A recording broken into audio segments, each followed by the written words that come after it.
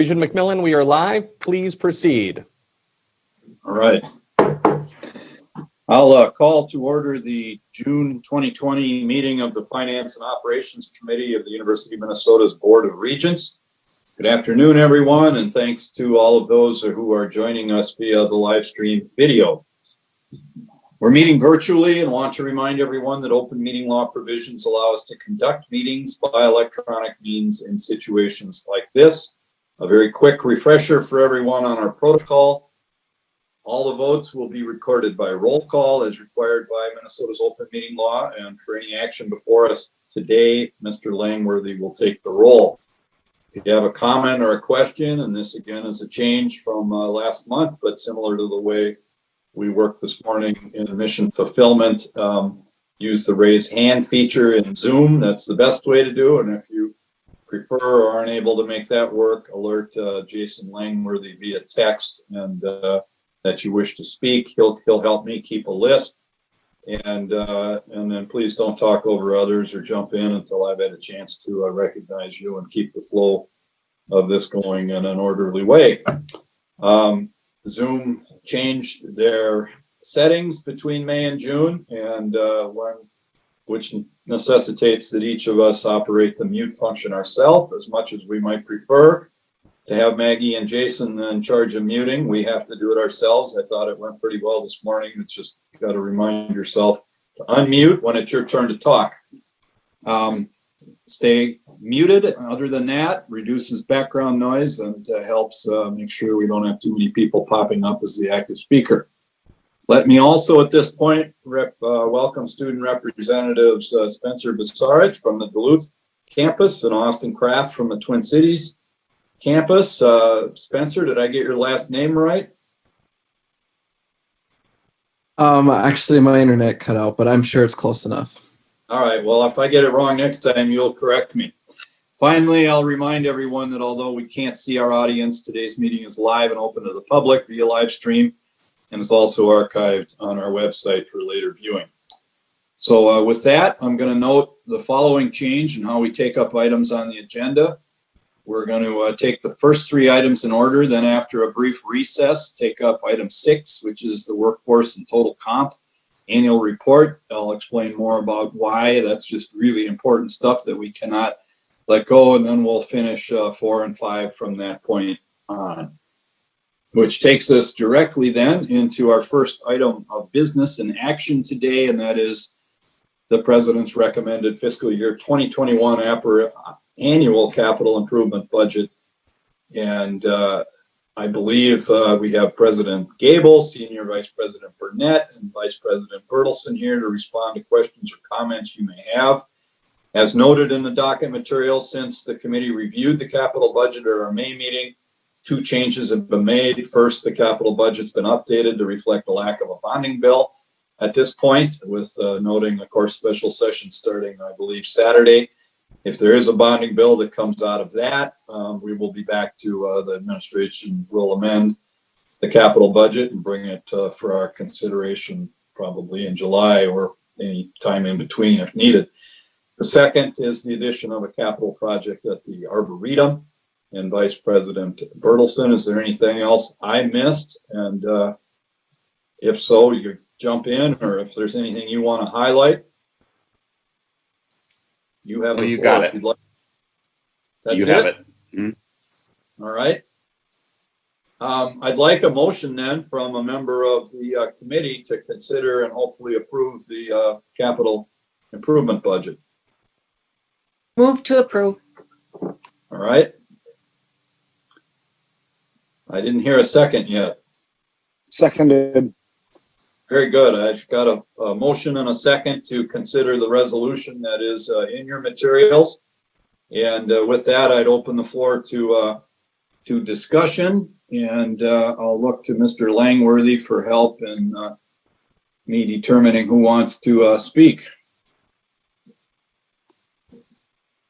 I did not get a lesson in how to determine when a hand's raised here. I noticed Regent Anderson was operating that way today, but I'll just look to Mr. Langworthy for help. Oh, there I see.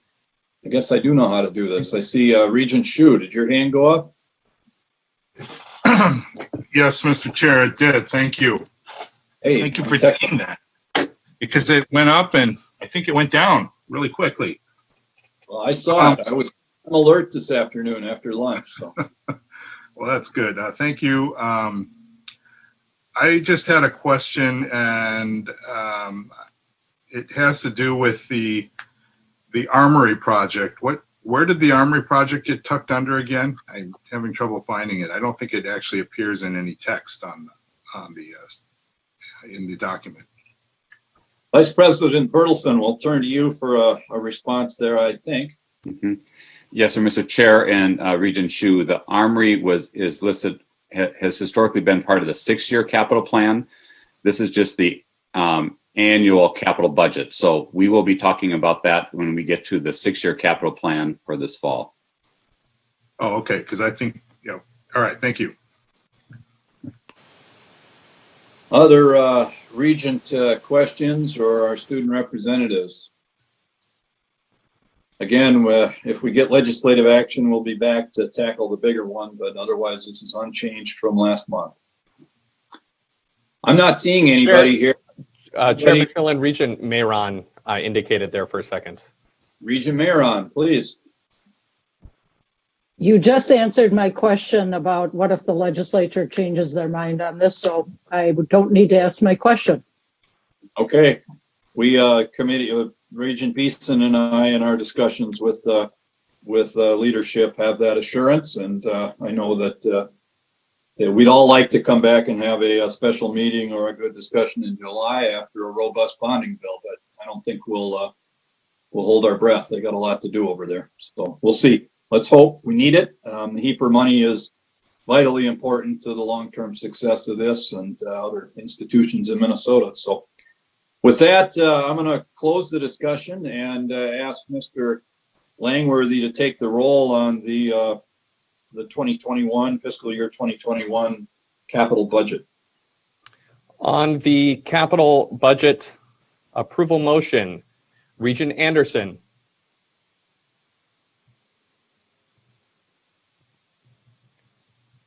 Regent Anderson. Yes. Yes. Regent Yes. Anderson votes yes. Regent Beeson. Yes. Regent Beeson votes yes. Regent Davenport. Yes. Regent Davenport votes yes. Regent Herr. Yes.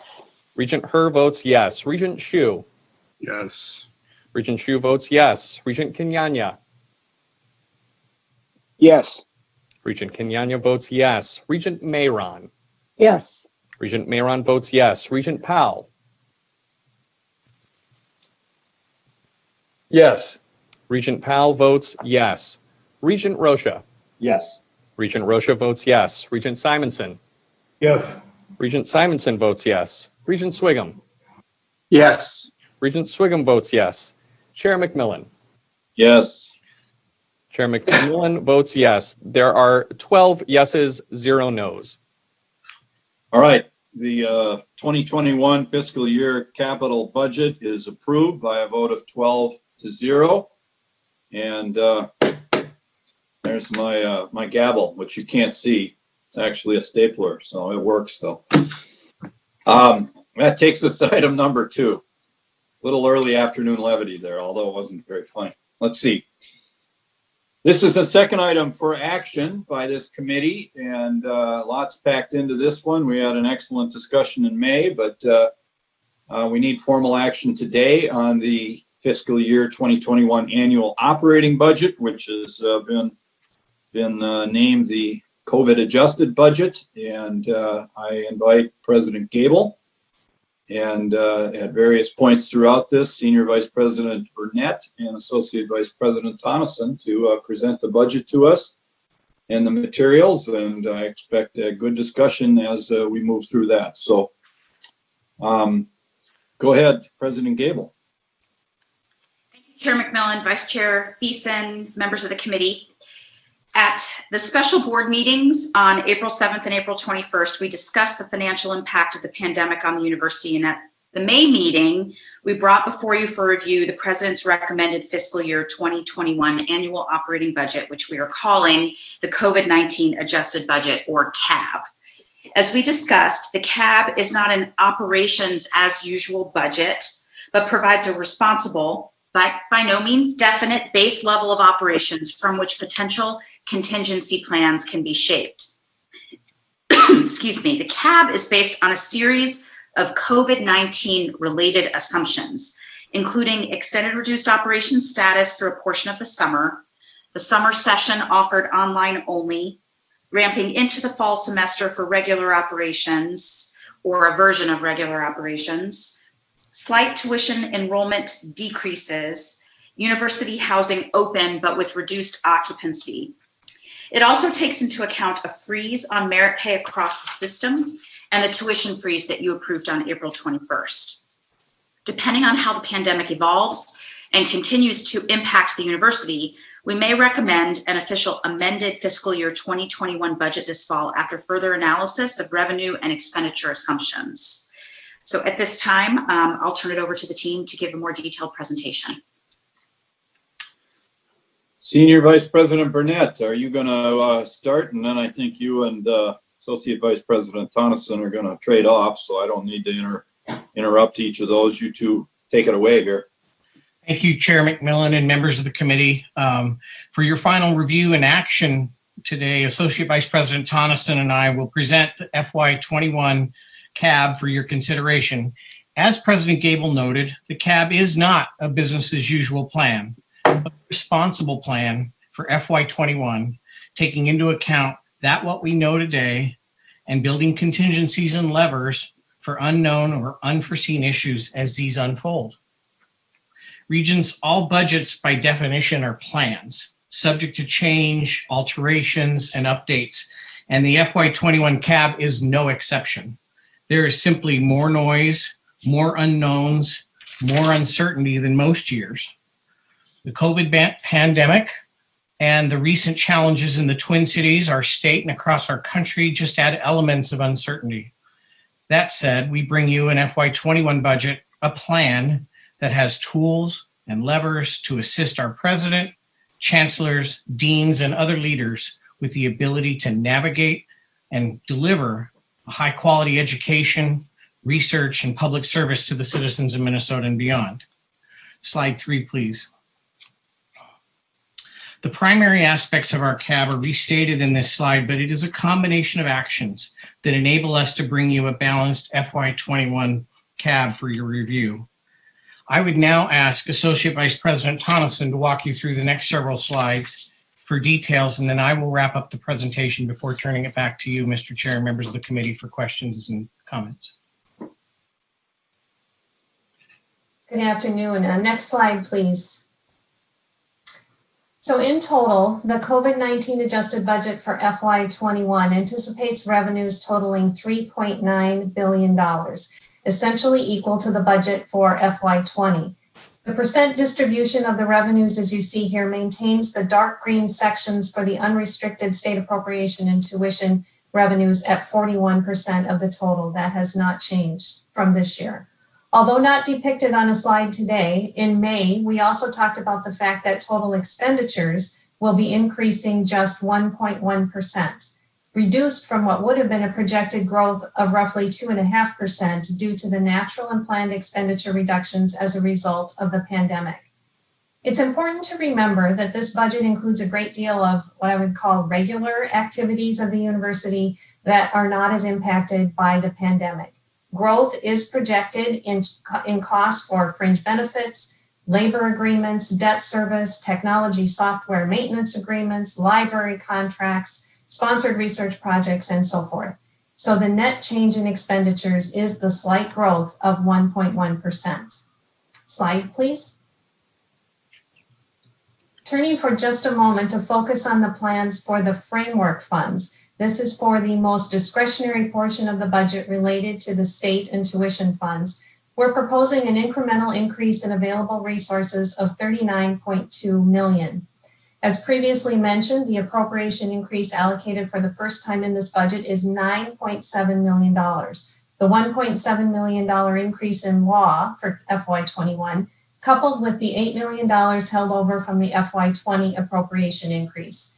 That component then makes up 25% of the available new incremental resources. The net change in tuition and surcharge revenue at $1.7 million is just 4% of the available incremental resources. And please remember, this is the combination of the phase-in of the tuition surcharge for the College of Science and Engineering, combined with a projected decrease in tuition revenue across all the rest of our tuition categories. And finally, the bulk of the incremental resources, or 71%, comes from unit-generated miscellaneous revenue growth, plus decisions to reallocate existing base revenues from one activity or cost to another. The additional revenues that can be applied to costs in this framework total $7.9 million, which would be 20% of the pie. And those come primarily from indirect cost recovery on sponsored grants, a dedicated gift, tuition revenue over budget this year in some units, and the strategic use of a small amount of balances in central funds that are no longer needed for prior allocations. The single largest source of incremental resources for FY21 in this framework is the roughly $20 million related to internal reallocations. That's 51% of the pie. The budget document does provide an outline of examples of the types of actions that will be taken to free up these existing resources. As identified by units, 43% of the plans will implement reductions to administrative costs, and we are continuing to track that even though we are past the $90 million goal. An additional 44% will be implemented reductions to mission-related costs, and that leaves 13% of the planned $20 million yet to be identified in terms of the specifics, but that will be done in the next several months. None of the reductions included in this particular $20 million are related to responding to the pandemic or represent natural spending reductions as a result of reduced operations. These are decisions to stop spending on specific items in order to address the cost increases and investments in the framework, not to cover a loss of revenue from the pandemic. What those resources will be dedicated to then is on the next slide. Can flip it, please. Compensation cost increases as a portion of the total investment is less than in a typical year, but still roughly 1/3 of the cost increases due to the fringe benefit cost increases that will happen regardless of salary increase, and the total full cost increases related to the approved labor agreements for FY21.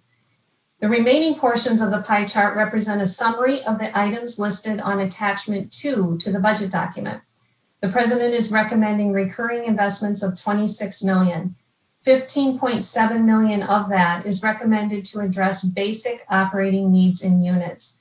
Most of that will provide general support as small discretionary pools or to offset current year tuition shortfalls from what was budgeted. A small amount is also dedicated to help address structural budget imbalances in several units, and there are some additional amounts targeted for specific identified needs.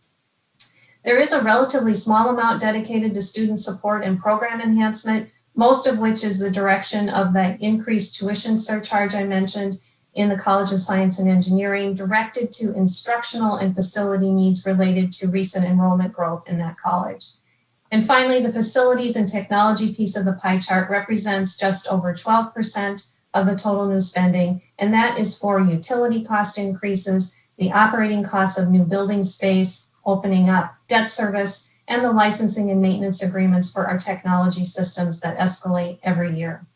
Attachment 2 also includes an itemization of non-recurring investments proposed for FY21, which I won't detail right now during the presentation, but we would be happy to address in the discussion if anyone has questions on those. That's a quick overview and highlight of the components of the CAB. Slide, please. The resolution we're seeking approval of today incorporates everything we just summarized, plus the many other details across all funds as contained in the budget narrative and the official attachments to the budget. As Senior Vice President Burnett mentioned at the beginning of this presentation, however, the President's full budget package also includes the framework for contingency planning. The specifics of this planning were outlined in May based on different assumptions of when the university would return to normal operations and the various definitions of what that status means across all of our diverse activities. Because things are very fluid and circumstances and priorities change very quickly, it reasonably follows that our planning process must remain flexible. Throughout this summer and into fall, we will be continually reassessing the financial variables at play across our units. Based on that analysis, we will revise our estimates of the projected financial challenge for the year, and we will bring updates to the board on significant changes we are seeing or new information that is impacting the overall budget. In addition, we will bring back to the board an amended budget expressed as revenue and expenditure changes from the CAB if the changes warrant such action. To incorporate the impact of enrollment changes on our financial situation, we really must wait until we know what the final fall counts are by student type, which will not be available until mid-September. At that point, we will be able to update the analysis and determine what changes to the budget are necessary. I will turn it back now to Senior Vice President Burnett to outline some specific investments of interest in the budget before we close for discussion. Thank you, Associate Vice President Tonneson.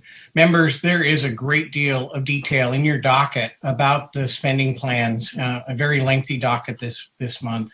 But I wanted to highlight in this FY21 budget for the board's consideration are some modest recurring public safety investments applicable to the University of Minnesota Twin Cities Police Department. First, there's a line item of $260,000 for 4 security advisors hired in the current year using non-recurring funds. The FY21 budget provides recurring funding for these existing positions as part of the ongoing base funding for the unit. Security advisors, who are not law enforcement officers, are full-time employees who conduct student and staff and faculty escorts, as well as conduct security patrols of buildings. This increased allocation for FY21 does not expand personnel numbers or services beyond what exists today. It adds funding for the 4 existing employees to the recurring base allocation for public safety. Second, the full cost of the Stanton compensation adjustment for our police officers for FY21 is actually $460,000. The FY21 budget could only provide $380,000 within the resources available for the year, requiring an additional $80,000 in non-recurring funds to cover this full cost. Central University balances will be transferred on a one-time basis to cover the costs in FY21, and the $80,000 is planned to be added to the FY22 budget on a recurring basis to cover the full recurring cost. The Stanton Adjustment is the result of a collective bargaining labor agreement between the university and UMPD. The UMPD contract includes language that sets police officer compensation equal to the average police officer compensation of a group of comparison Twin Cities suburban municipalities known as the Stanton Group. The $380,000 increase to the FY21 recurring allocation, combined with the $80,000 one-time transfer to public safety, does not expand personnel numbers or services beyond what exists today. It adds funding for the compensation costs related to existing police officers as required and approved labor contract that was ratified by the Board of Regents. Finally, we have received requests from some in the university community to consider the possibility of shifting some resources from our public safety units to areas that invest in our students and equity and diversity. For the board's and the community's awareness, the total spending on public safety and police on the Twin Cities campus is $14.5 million, or about 0.4% of the total university budget.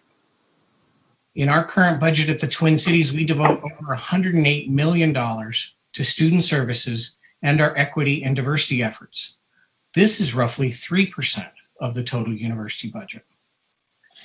We submit that these allocations are in the right proportion, balancing our need to provide a safe and secure environment for all students, faculty, staff, and visitors to our campuses, and in prioritizing much higher funding levels for programs in student mental health, diversity, and other student needs. With that, Mr. Chairman, members, Associate Vice President Thompson, President Gable, and I are happy to take the committee's questions regarding our recommended budget. Thank you very much. All right, very good. Thank you. And I will just note at this point before jumping into board commentary that obviously the CAB budget is ultimately going to end up needing an amendment, and we go into that knowing so, and I'm appreciative of leadership's commitment to bring that back to us at the time when you feel most appropriate. And I don't think it's a question of if it comes back, it's simply a question of when. So obviously all of us like to approve budgets with a little more certainty, but there's a lot of moving parts here. And I note that we'll tackle the framework approval for one of those pieces of cost cutting measure responsive to COVID, the furlough and pay cut plan that is coming up after this. But I go into it, my philosophy is knowing we'll be back and we'll have to approve an amended budget at some early point in the next fiscal year. So that's my philosophy for what it's worth. Mr. Langworthy, I'm looking here at my list and don't see, oh, there's some hands now coming right up. Let's start with Regent Swigum. Mr. Chairman, thank you. Mr. Chairman, I wondered if you could go back and put up the slide on costs and investments. I can't, but if you trust Mr. Langworthy too, he might be able to, or Maggie. Okay. The slide on costs and investments, if you can, Jason.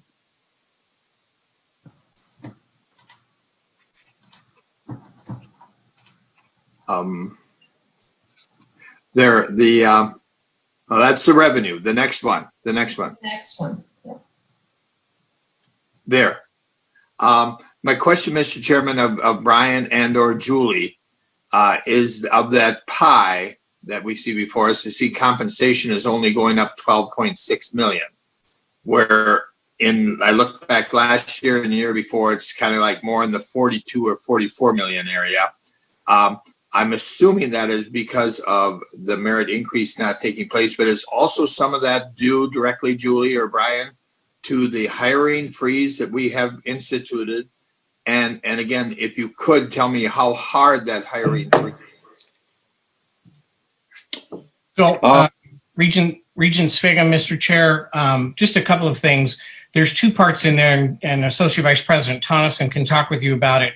We were going to have a $10 million increase no matter what we did because of our fringe benefits going up, irrespective of the number of employees we hire.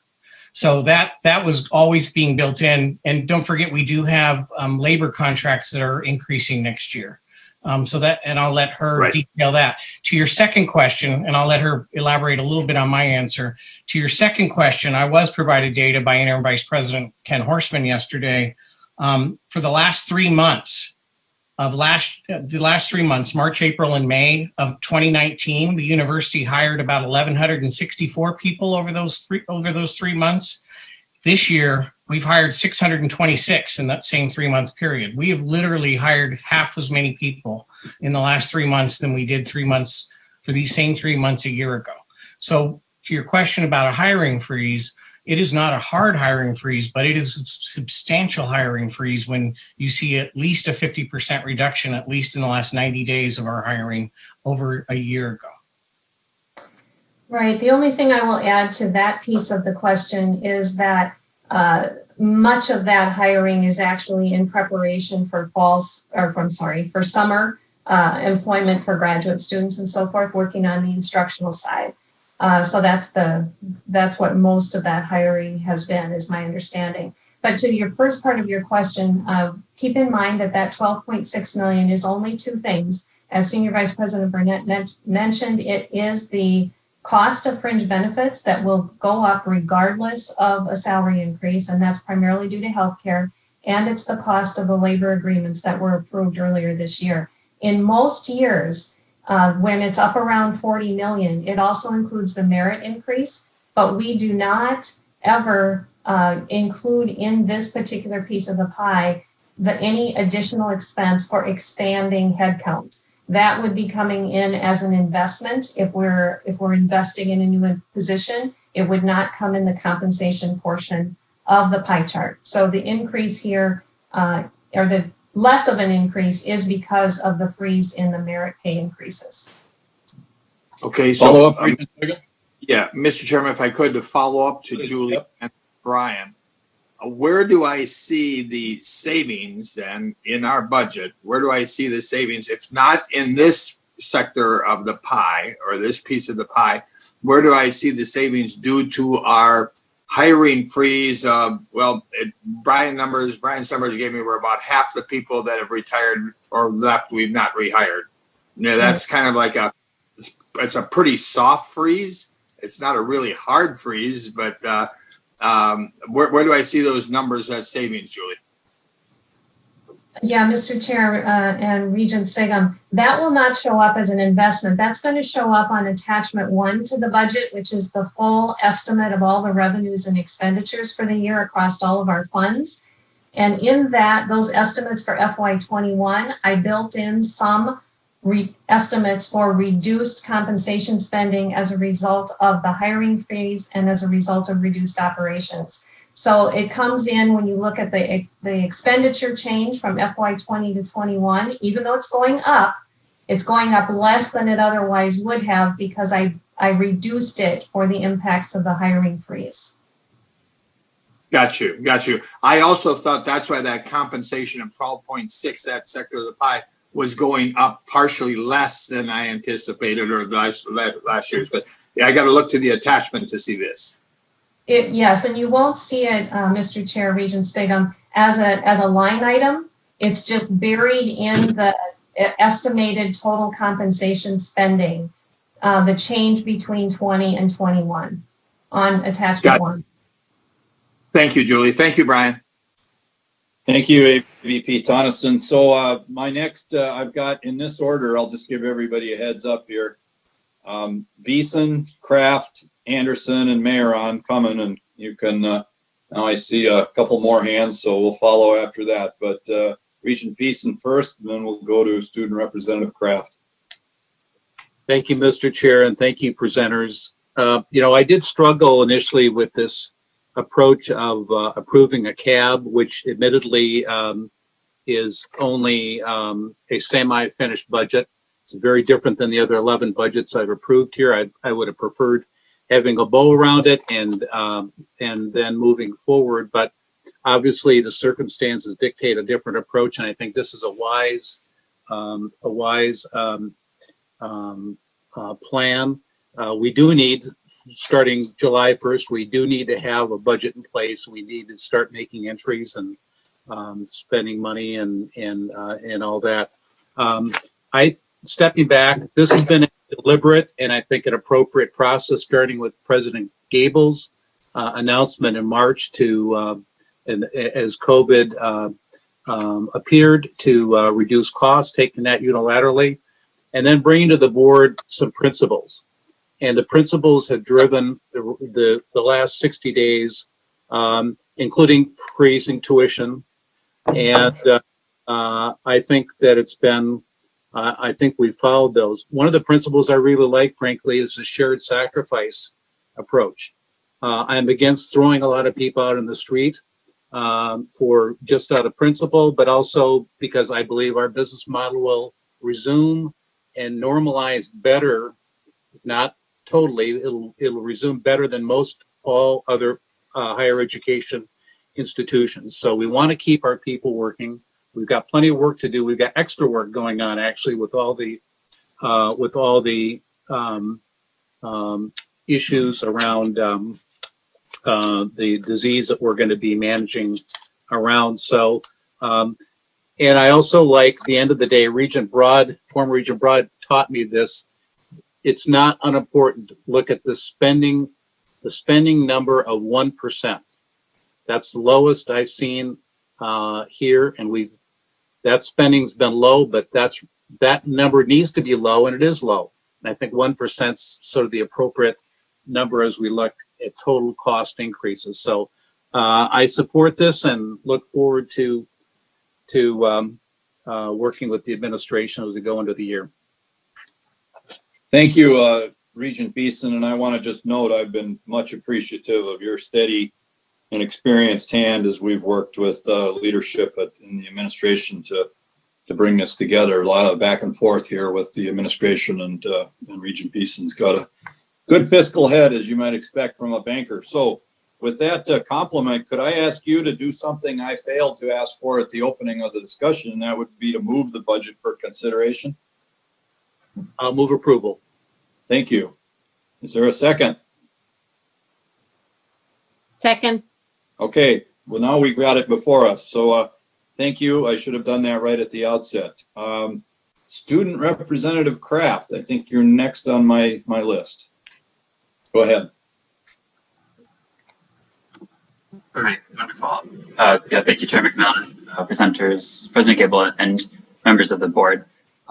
Senior VP Burnett, I appreciate the additional clarification given to the budget line items associated with security. My colleagues and I are, in receiving these updates in real time. I have a few brief questions and then a comment. So, if I may, first my questions. I just want to confirm, as I was taking some notes on these updates that we just, these clarifications that we just received.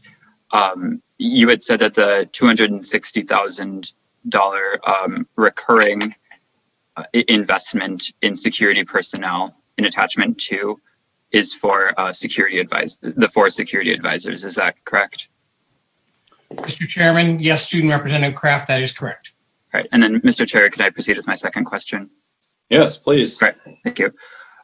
And then if you could speak perhaps again in case I missed it when taking my notes, then under the non-recurring costs, again, in attachment 2, the $285,000 under the name reserved for police officer positions, perhaps you could just speak to that again. I may have missed it, the nature of that investment as well.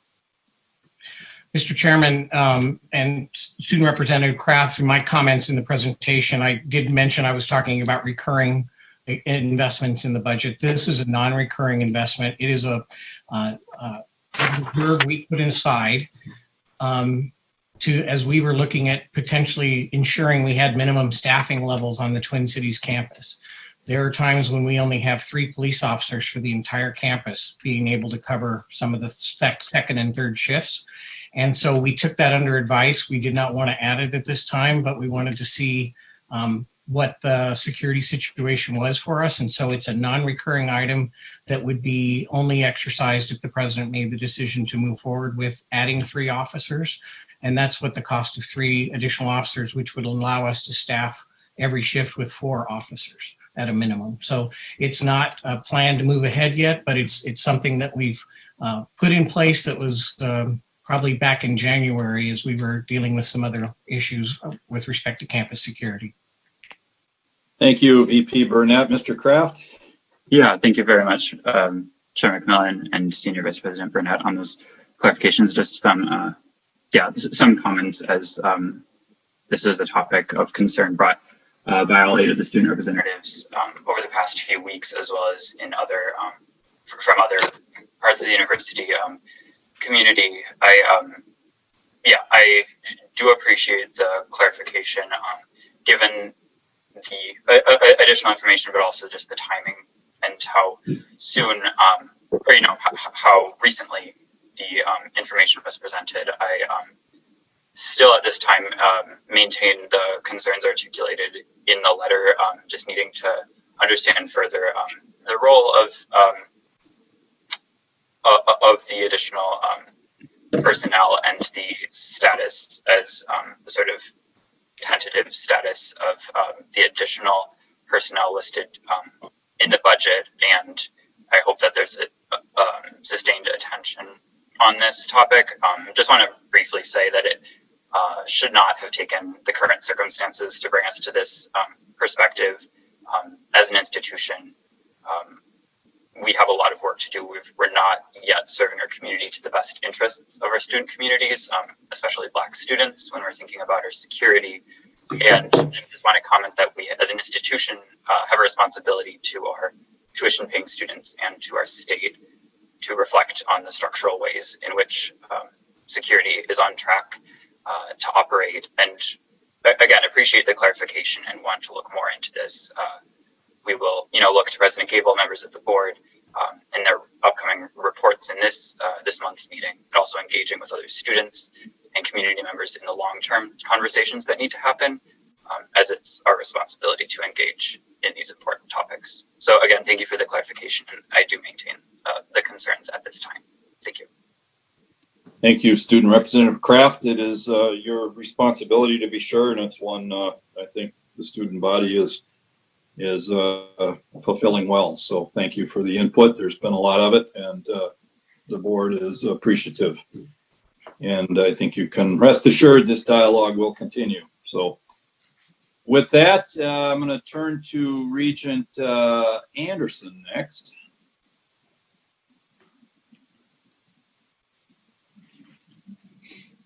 I was muted, so I'm sorry, but you can hear me now, I assume. We hear you. My question's fairly brief. The federal government, Congress, appropriated the CARES package, which higher ed got some money in. We were carved out at the University of Minnesota for about $35 million. I understand half of that, or roughly 18 million, it'll come in as revenue, all 35. About 18 million will go out to student services or student scholarships or student welfare, whatever of that. The other 17 or 18 million dollars, where will that show in the budget? Is it one-time expenses, or are we putting it in central reserves, or is it for expenses that we have had because of COVID-19? Just looking for a clarification on that. Mr. Chair, Yes. Regent Anderson, it is detailed in the consent agenda of today's packet, but our plan, as we detailed back in April when you considered the refund plan of the housing and dining and some of the student services fees, was to prioritize the use of any external help first before we went to central reserves. And we only have a year to spend the CARES money, and we don't have a similar restriction on the central reserve. So our plan is to bring you back a report once we've gone unit by unit through their revenue losses. And that's actually split by campus by the federal government. So we'll have to do that on a campus by campus basis and how we applied those revenues. But they'll be reimbursing the campuses for revenue losses and expenditures as dictated by the Act. Associate Vice President Tonneson, do you want to just add to that comment? My only addition is very quick, and I believe we will get it all out there in FY20. So before the end of June, not in FY21. Terrific. I'm happy with that it's going to be system-wide, and so I'm happy for that. That was one of my questions. Thank you very much. Thank you. Thank you, Regent Anderson. Here's my current list, just so everybody can get ready. I didn't read it right last time. Regent Mayeron's next. Simonson, Shu, Rocha, Powell, Her, and then Basarich. So we'll go in that order. Regent Mayeron. Thank you, Chair McMillan. I have two questions. One relates to increases that we previously committed to by contract. One is through with our labor unions. I believe that's a 2.7% increase that's reflected. And then the Stanton compensation adjustment, which is built in as a result of prior agreements with prior agreement with the police department. We talk about all of the community pitching in to address the pandemic. And my question is, has there been any indication by any of these unions to also share in the pain that we are experiencing university-wide, being willing to renegotiate even on just a one-time basis these increases? That's my first question. And my second question has to do with, we saw emails from a variety of students, by and large students, particularly from the School of Dentistry, objecting to and laying out their reasons for the increase in their tuition. And I'm wondering, in light of those comments, whether the administration has given any further consideration. Obviously, it's showing up that there's an increase, but whether you took into account those comments and whether you continue to recommend to us that we increase dentistry's tuition as recommended. Mr. Chair, I'll let Associate Vice President Tonneson take the second one, maybe the first one as well, and I can add to that one. Mr. Chair, Regent Mayron, in terms of the dentistry tuition, we have been working with and consulting with the School of Dentistry, and they are building a student aid program that will, in essence, effectively reduce the tuition and I don't have today exactly by category of student, but they are definitely responding to the concerns of the student body and working out a scholarshiping plan with resources that they have to reduce the effect of the tuition increase appropriately across their student groups. So that is the tuition base is as recommended by the president in terms of the rate, but the impact will be to increase student aid within the school. Your first question on labor, that's a little bit out of my wheelhouse, but as I understand it, they are working on with the next agenda item. They are meeting with the unions regarding the furlough and temporary pay reduction plan. I don't know, Senior Vice President Burnett, if there's more to add to that. Thank you, Associate Vice President Thompson. That is exactly it. We are meeting and conferring with the unions about the plan that's in our next agenda item. And I believe Interim Vice President Horstman would be able to detail that better than Associate Vice President Thompson and I can do. Perhaps we'll put Vice President Horstman on notice here, and as he gets into item 3 with President Gable and others, he can add some planning around that. So did that cover your questions? I think both of them, or at least the first one was Let me answered. just follow up that in the event we are successful in renegotiating with the unions, then I take it that would be a cost savings that would inure to the benefit of us in this budget plan then. Mr. Chair, Regent Mayron, that's correct. And that savings would stay with those units in which those labor represented groups work. That's been our principle across the entire furlough temporary pay cut plan to help each unit face their individual challenges around revenues and expenditures. Thank you. All right, let's go southwest down to Worthington. Regent Simonson. Thank you, Chair. Thank you, presenters. And I really appreciate all the extra challenges you have here and what you're doing with the budget here. I have a couple of questions. The first one is I'm looking at the revenue sources, the pie chart of the revenue sources. I notice that the auxiliaries are about 9%. The tuition's about flat from just that preceding year at about 26%. And I'm wondering why that last year's, I think the auxiliaries is about 7%. Where's that extra 2% coming from? And does that have anything to do with what Vice President Kramer's talking about in a strategic plan to increase revenue through office technology and commercialization? Associate Vice President Tonneson can clarify, but Regent Simonson, Mr. Chairman, those would not come through in the auxiliary budget. They're in a different part of the budget. Auxiliaries are like our housing, dining, bookstores. Those are the auxiliaries we have at the university. That's what's in that yellow piece of the pie chart. Associate Vice President Tonneson can talk about where the discoveries and those things come in is in a different part of the pie chart. I don't believe that that's moved very much from last year. I think it was 9% last year as well, but she can confirm that. Right. Mr. Chair, Regent Simonson, the auxiliary revenue as a percent of the pie in terms of the approved budget changed maybe 1%, less than 1%, and it actually went down, I believe, compared to last year. The revenues that you're speaking about are actually in the other restricted category of income, not in the auxiliary piece of the pie. Okay, thank you. Thank you. A follow-up question, Chair, if that's okay? Yeah, please, Regent Simonson, go ahead. Okay.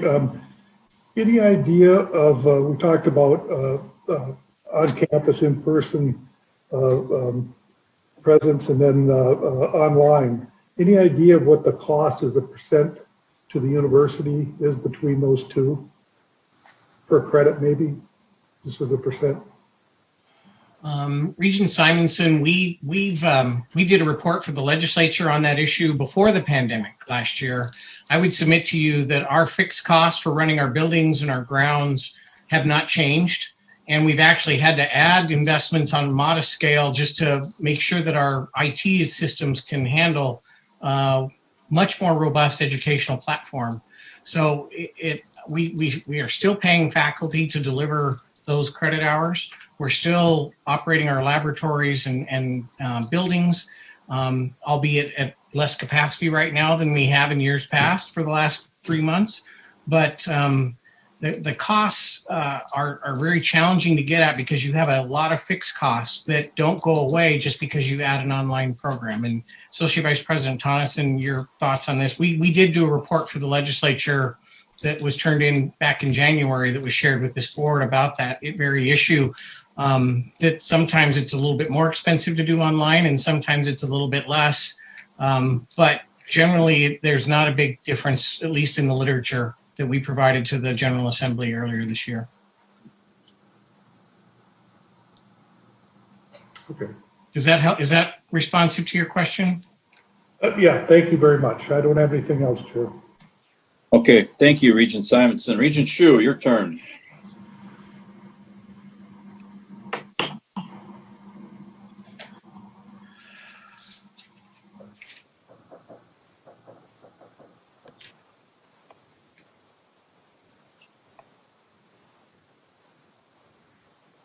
Regent Shu, did we lose you? I see a blank spot there. There you are. Still here. Okay. Sorry, the first thing I'd like to address is the letter from the community members on 5/29. And I don't know that a response was ever given to them, but I just wanted to address one point that they were asking about, and it involves that $5.1 million in program enhancement and compliance. I believe they think that it involved UMPD increases, and I don't think it does, but I want to make sure that I'm right on that. Is that for you, SVP Burnett? Associate Vice President Tonneson can chime in here as well, but I believe we have that detailed.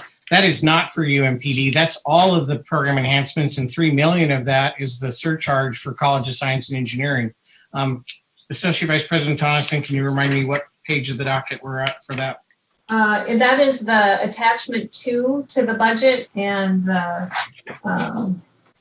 let me tell you which page that's on, if I can find it. I believe. Page 84 of the docket, Regent Shu. Page 84. The 5.1 million is itemized on page 84. There are the 2 recurring budget items that Senior Vice President Burnett explained in a more detail related to public safety are a part of that 5.1 million. They are 640,000 of the 5.1 million, but that's all itemized on attachment 2. Okay, thank you very much. I just wanted to make sure that they got a response on that. Mr. Chair, can I continue? Yes, please, go ahead.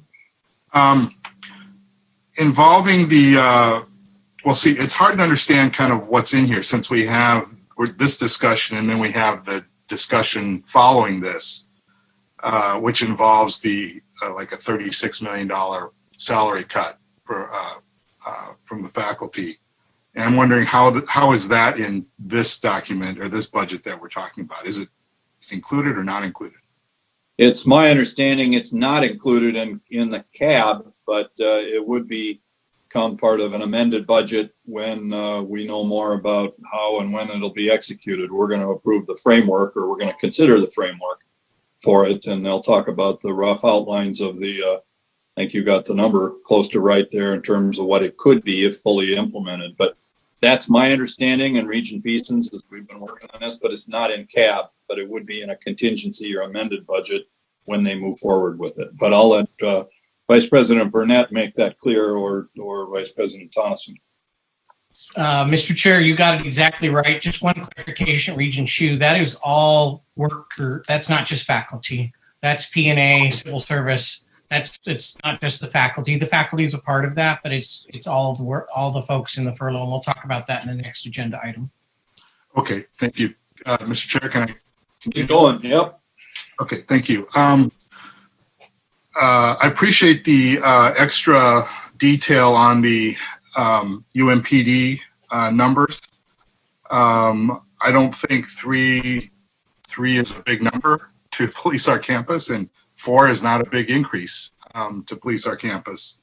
And I actually wish we hadn't told anybody that those were the number of officers on duty. But regarding the canceling of the contracts with UMPD, I requested those contracts. I've not seen them yet, but I just want to make sure that there's not going to be an increase to our expenses relating to that if and when we do start having those types of events again. Chair. Senior Vice President Burnett. So those are funds paid for by athletics. Generally, is the biggest user of outside law enforcement. And Regent Hsu, we have law enforcement from all over the state that help us man TCF Bank Stadium and traffic, including St. Paul. Duluth police officers come down and work football games. So I don't see a change in the budget for athletics. It's just that we would not be contracting with Minneapolis police officers per the directive from the president. But that's not going to affect the budget for what we pay for assistance and security personnel, because it's bigger than our entire police force can handle as a game day for football, as you know. So it's not going to change the budget at all. Okay, well, I was actually hoping it would go down, but Regent Hsu, go ahead. Thank you, Mr. Chair. Regarding the point that was raised by Regent Mahon and regarding the dental program, and I think the 2 other programs, and the tuition freeze, not including them, I guess I would hope that I would hope to hear a little bit more about the other 2 programs and how we're going to deal with those. And if you have any detail on that, I appreciate it. AVP Thompson, since you knew right what was happening with the dental school, maybe you know the others. Yeah, Regent McMillan and Regent Hsu, the medical school, which is the other rate that goes up, is they're and my understanding is they're planning to implement that as they do each year, and that it is, remember, it's a cohort program. So the rate goes up for the entering class, but then that entering cohort doesn't have a tuition increase for the rest of their time at the university, so they pay the same rate during their whole program. So it's a cohort program that stays the same. The same is true for the other 3 departmental master's programs or professional master's programs in the College of Science and Engineering, where there are increases. Those are also cohort programs. So those are shorter. They're here for about a 2-year period. Those are for professionals that are actually working full-time. They are aware of the rates. There's high demand for those programs, but those are also a cohort program, so they will pay a rate that's set, and then it doesn't increase for their whole time in the program. So that is what I know about those in particular. I don't know if you have more specific questions about them. No, that's fine, Mr. Chair. Yep. Yeah, that's fine. Thank you. That is very helpful. I would still, I guess my inclination to somehow offer a tuition, more than a tuition freeze, so a tuition decrease of some sort. That's still something that I think could be discussed. However, what I don't understand is I think we're going to be addressing these budgetary issues later on, so maybe it's not necessary to discuss it in the CAB, but maybe sometime in the future, depending on how the finances look and how the student enrollment looks. Is that accurate? Mr. Chair, I'm not sure I understand the question, but I would say that, if you think about the value proposition and the demand for what we have here, and I think thought it was compelling, the chart that Provost Croson had this morning in the presentation about net price versus many of our competitors, especially for families below 110,000. I think we're in a pretty good spot. you combine our rankings, that rankings presentation with the net price presentation, I would submit to you, I think we have a very good value proposition. And so very similar comments, Regent Hsu, to my response last month. Yeah, a good value proposition can always get better. Thank you. All right, Regent Hsu, any other questions? Thank you with that thought. No, thank you. I'm going to move on to Regent Rocha then. Thank you, Mr. Chair. And this process is a challenge, for many reasons. One of the challenges from a governance perspective is that, we're in the process of trying to come to a place on our overall strategic planning, while also then doing budgeting in a time of, unprecedented uncertainty. My concern, and maybe it's more of a statement than a question, but I certainly would welcome any commentary, is but Vice President Burnett talked about, or mentioned that we're a great value proposition. I think that that's true. I think that to most objective observers, there's, that's not really a debatable issue. But what's most important is, under this circumstances, how do students feel about it? And while maybe as you get into some of the professional schools, maybe there is some elasticity or some opportunity to have some increases, but I'm really nervous about the overall number. I'm very happy that we're at a freeze. I think that puts us pretty consistent with other institutions around the country. But if we find that there is a meaningful percentage of students who are going to sit one out here just to kind of see how things develop, both in terms of the type of education that's provided and just the health impacts of the pandemic, I think we could find ourselves in a tough spot. And so I would hope that we have that flexibility to respond if we find, even within a month from now, that those numbers are not coming out as they are. I've heard a lot of chatter of folks that are looking to do some community college work and so on, that's a kind of a safer option in the short term. People that would normally have enrolled at the university. I think the right thing to do is to enroll at the university. I think that is the best strategy for success for those students, but obviously I don't make that decision for them. So I'm hoping that we will keep a very close eye on this. I'm confident that we will, and that the board would stand ready to be responsive if we find that those numbers aren't within the estimates that we're working off of right now. But outside of that, it's tough stuff. It's a tough budget, and this is less about kind of turning the ship in a direction that I would think is the appropriate direction for our land grant university, and more about trying to hold on to the success that we have right now. So in that case, I find myself supportive of this approach, but I say that with the caveat that we need to be flexible and respond as we know more, whether it's legislatively or the behavior of our core constituency, our students. Thanks. Thank you, Regent Rocha. I can say I've been around budgets of one kind or another in a variety of organizations for the better part of 3.5 decades, and I haven't ever seen one with this degree of this need for flexibility and this degree of uncertainty. And that's not a criticism, that's actually a compliment that we got where we are. So appreciate your support of flexibility, and I think you'd find that sentiment echoed across the board. So unless you had a more specific question there, I appreciate that input. I'm going to move on to Regent Powell. Signal me if you wanted to capture any more specific feedback. But Regent Powell. Thank you, Chair McMillan. So for the first thing I'm looking for is just sort of, I want to make sure I'm looking at this the right way and some clarification. We spent quite a bit of time the last meeting on contingency 1 and contingency 2.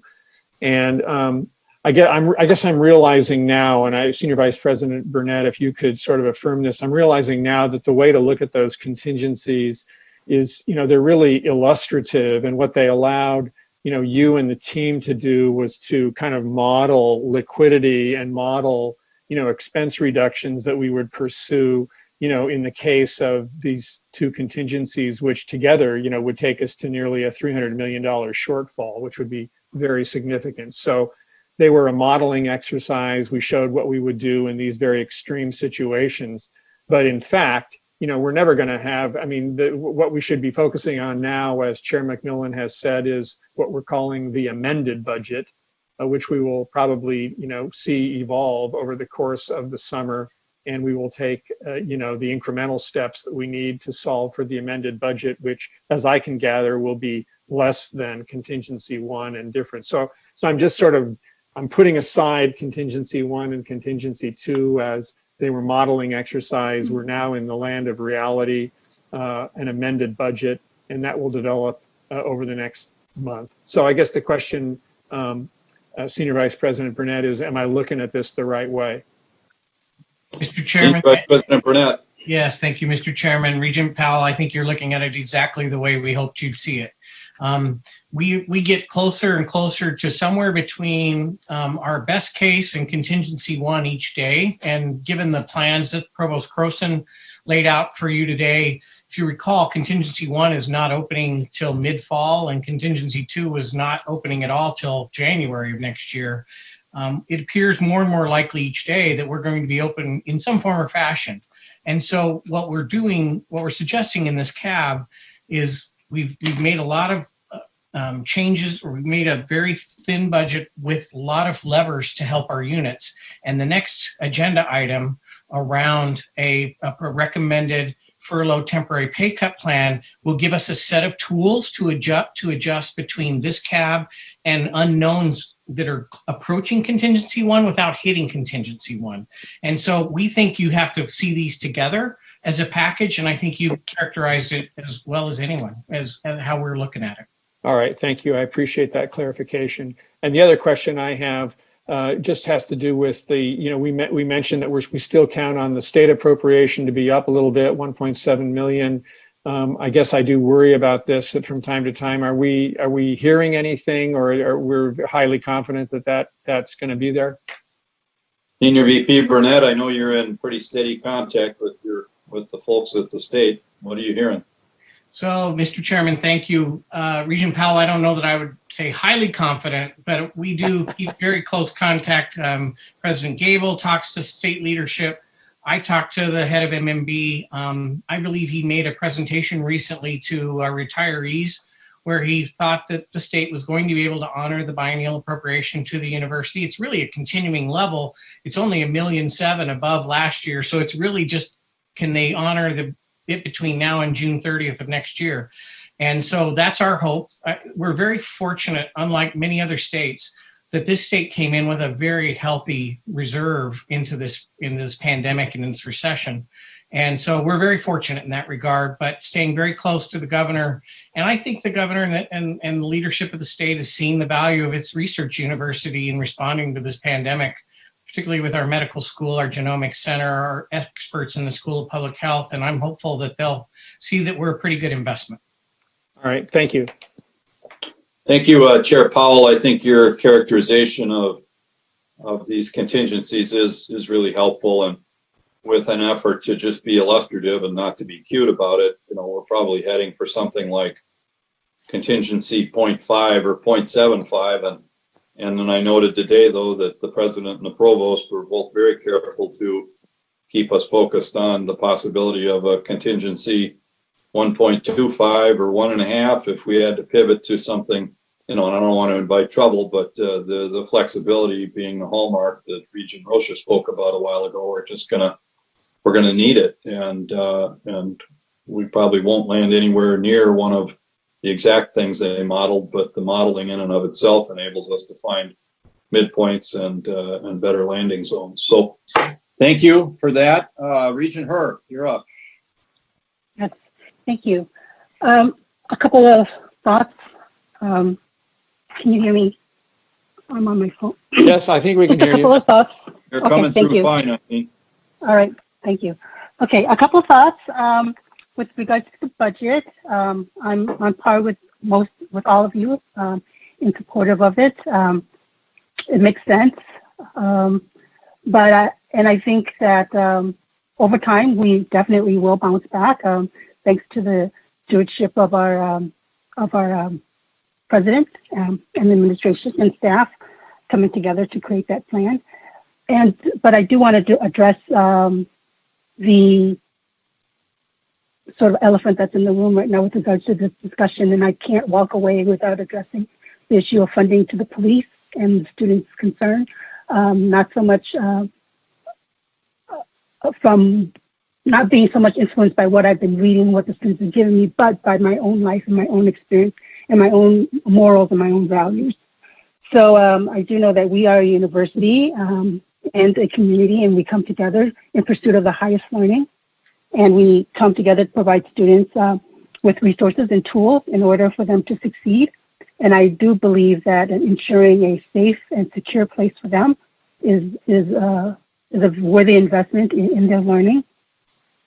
But where students feel that that service does not 100% serve them, I think we have to listen to them and hear them and be able to make changes. I think the current police, University of Minnesota Police Department, is just a method and a tool for us to use, and therefore we can make changes if we want to.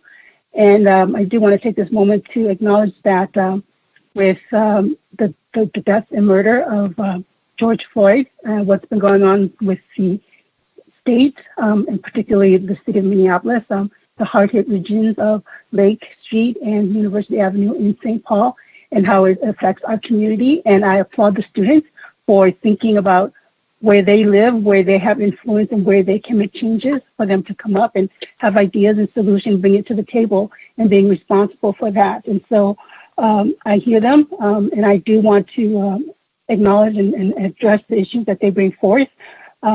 And I didn't know the right time to bring it up, but it seems like this is the right time. And I will bring it up tomorrow too at our board meeting. But as a note of our conversation around our budget, I did want to make this point, Mr. Chair. Thank you. Thank you, Regent Her. Thank you for those thoughts. Let's see, let's go to, we've got two left. Student Representative Basarich. Thank you, Mr. Chair, members of the board, and presenters. So kind of one comment. And half of its students on campus. What I would share with you is there's not one answer for the system campuses. We have to look at each one, and one, they're with a competitive position, two, and try and help them be successful and use the resources of this entire system to help them succeed. And Associate Vice President Tonneson, maybe you just want to add something that I may have forgotten in my response, but that's the way I can talk about at least generally our four system campuses, who are very important to the university. Mr. Chair, I really have nothing to add. Senior Vice President Burnett summarized the situation well in terms of how we treat the system campuses and all units in the budget process and our goals for that. So. Okay. Regent McMillan. Yes. We're having technical issues with the stream. It appears that the stream has cut out. So we need to pause here and take a recess because we're not, the public isn't able to view the meeting currently. Will you alert me then? So I'm going to use my gavel, and we will be recessed, although not ended here, until we get a notice from Mr. Langworthy about the restart. Well, let's check back in 5 minutes anyway, either way. Okay, 5 minutes. Thank you. All right. So time for a break, everybody. Yep.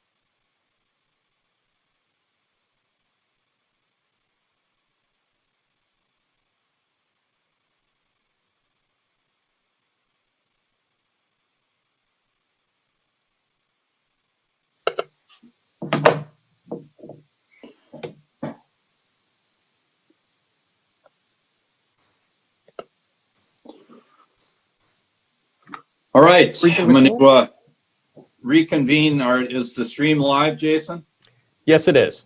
All right, so we are back in action here after a brief recess to address technical difficulties. We were wrapping up with a question about system impacts that the student representative raised, and I thought it was a good question, and one that always lingers for me is how do we go about modeling, additional 3% and 6% cuts that support scenarios or contingencies 1 and 2.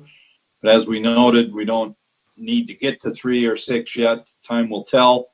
And I am of the understanding that the board obviously will be part and parcel of any amended budgets once we know where we're going and how those reductions are made. And I'm glad to hear that they're not just flat across the board type things, because that probably doesn't adequately account for where campuses, colleges, schools, and units are at. So more to come on that as we figure out what an amended budget looks like. But I'm okay moving forward at this point. I've got Regent Kenyanya, and then I'm going to ask the committee to vote on the CAB. Thank you, Mr. Chair. Can you hear me? We hear you. Okay. All right. Perfect. Thank you for the presentation, SVP Burnett, and everyone else that chimed in. My comment kind of follows closely on those of Regent Her and the exchange we heard from Representative Kraft, Representative Basarich, and SVP Burnett. I think I'm tempted to offer a Rocha-like soliloquy. I won't. I don't know that I'll be able to finish it if I start, but that was a compliment, by the way, Regent Rocha. But just to echo Regent Her's comments, virtually every governing body in this country is having a conversation about public safety. City councils everywhere, every state legislature, all the way to Congress. And certainly this institution and this university and this board isn't exempt to that, especially with, the murder of George Floyd in our own backyard. But even if it wasn't for that, a lot of the comments and concerns we've been receiving aren't new. They were certainly amplified and whatnot. I think, you've all gotten the same emails I have. And I'm not just talking about the email campaign that sent a lot of them. Personally, I've been getting them during this meeting, and I wasn't even caught up with the ones from yesterday. I just want to echo that we have to be responsive to them, and I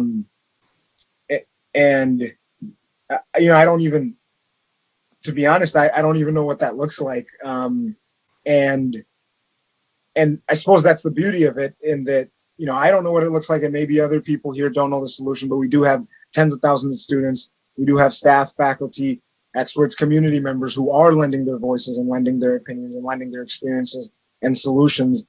And it's imperative that we lean on those, that we take advantage of them and truly consider them, and include them in whatever solution that we do have.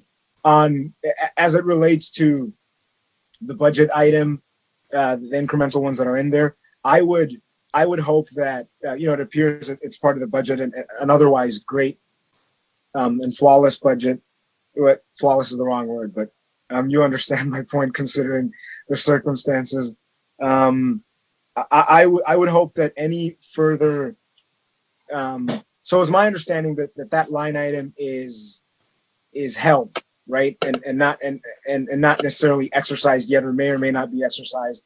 I would ask that it continues to be held pending whatever conversation or consultation with the vast campus community throughout the summer, the fall, and going forward, wherever that may be, before any action is taken on that held line item. And I'll save other comments for future conversations. Thank you, Mr. Chair. Mr. Chair. Regent McMillan. Thank you, Regent Kenyanya. If I can, I'll just respond quickly, Regent McMillan. We absolutely will be holding that, Regent Kenyanya. That's not our plan. And we actually have consultation, one of the president's staff and me next week with student leaders. So listening and having that dialogue it's how we work, and it will be continued next week and probably beyond next week. But I want you to know my willingness to sit down and listen and work with the students and understand their concerns, because your points are well taken. And so just please know that I'm listening. We've heard you. Very valid point, and we agree. Thank you, Senior Vice President Burnett. And what you just said, I think, is reflective of the way President Gable is leading and has led and has acted in this whole thing. So more to come as we look at an amended budget at some point in the future, and appreciate the board's willingness to, or the committee's willingness to work with a high degree of uncertainty and to approve a budget that we know isn't right, but we're hoping it is close, and we rely on our administration to be back to us as close becomes more certain. So with that, I would ask Mr. Langworthy to take the roll. The motion we've moved the budget. It was seconded. We've discussed it, I think, amply between now or this meeting and a prior meeting in May, and I believe we're ready to act on it. So, Mr. Langworthy.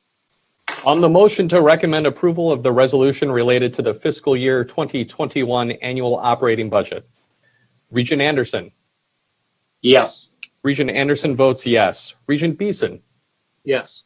Regent Beeson votes yes. Regent Davenport. Yes. Regent Davenport votes yes. Regent Herr. Yes. Regent Herr votes yes. Regent Hsu. Yes. Regent Hsu votes yes. Regent Kenyanya. Yes. Regent Kenyanya votes yes. Regent Mayron. Yes.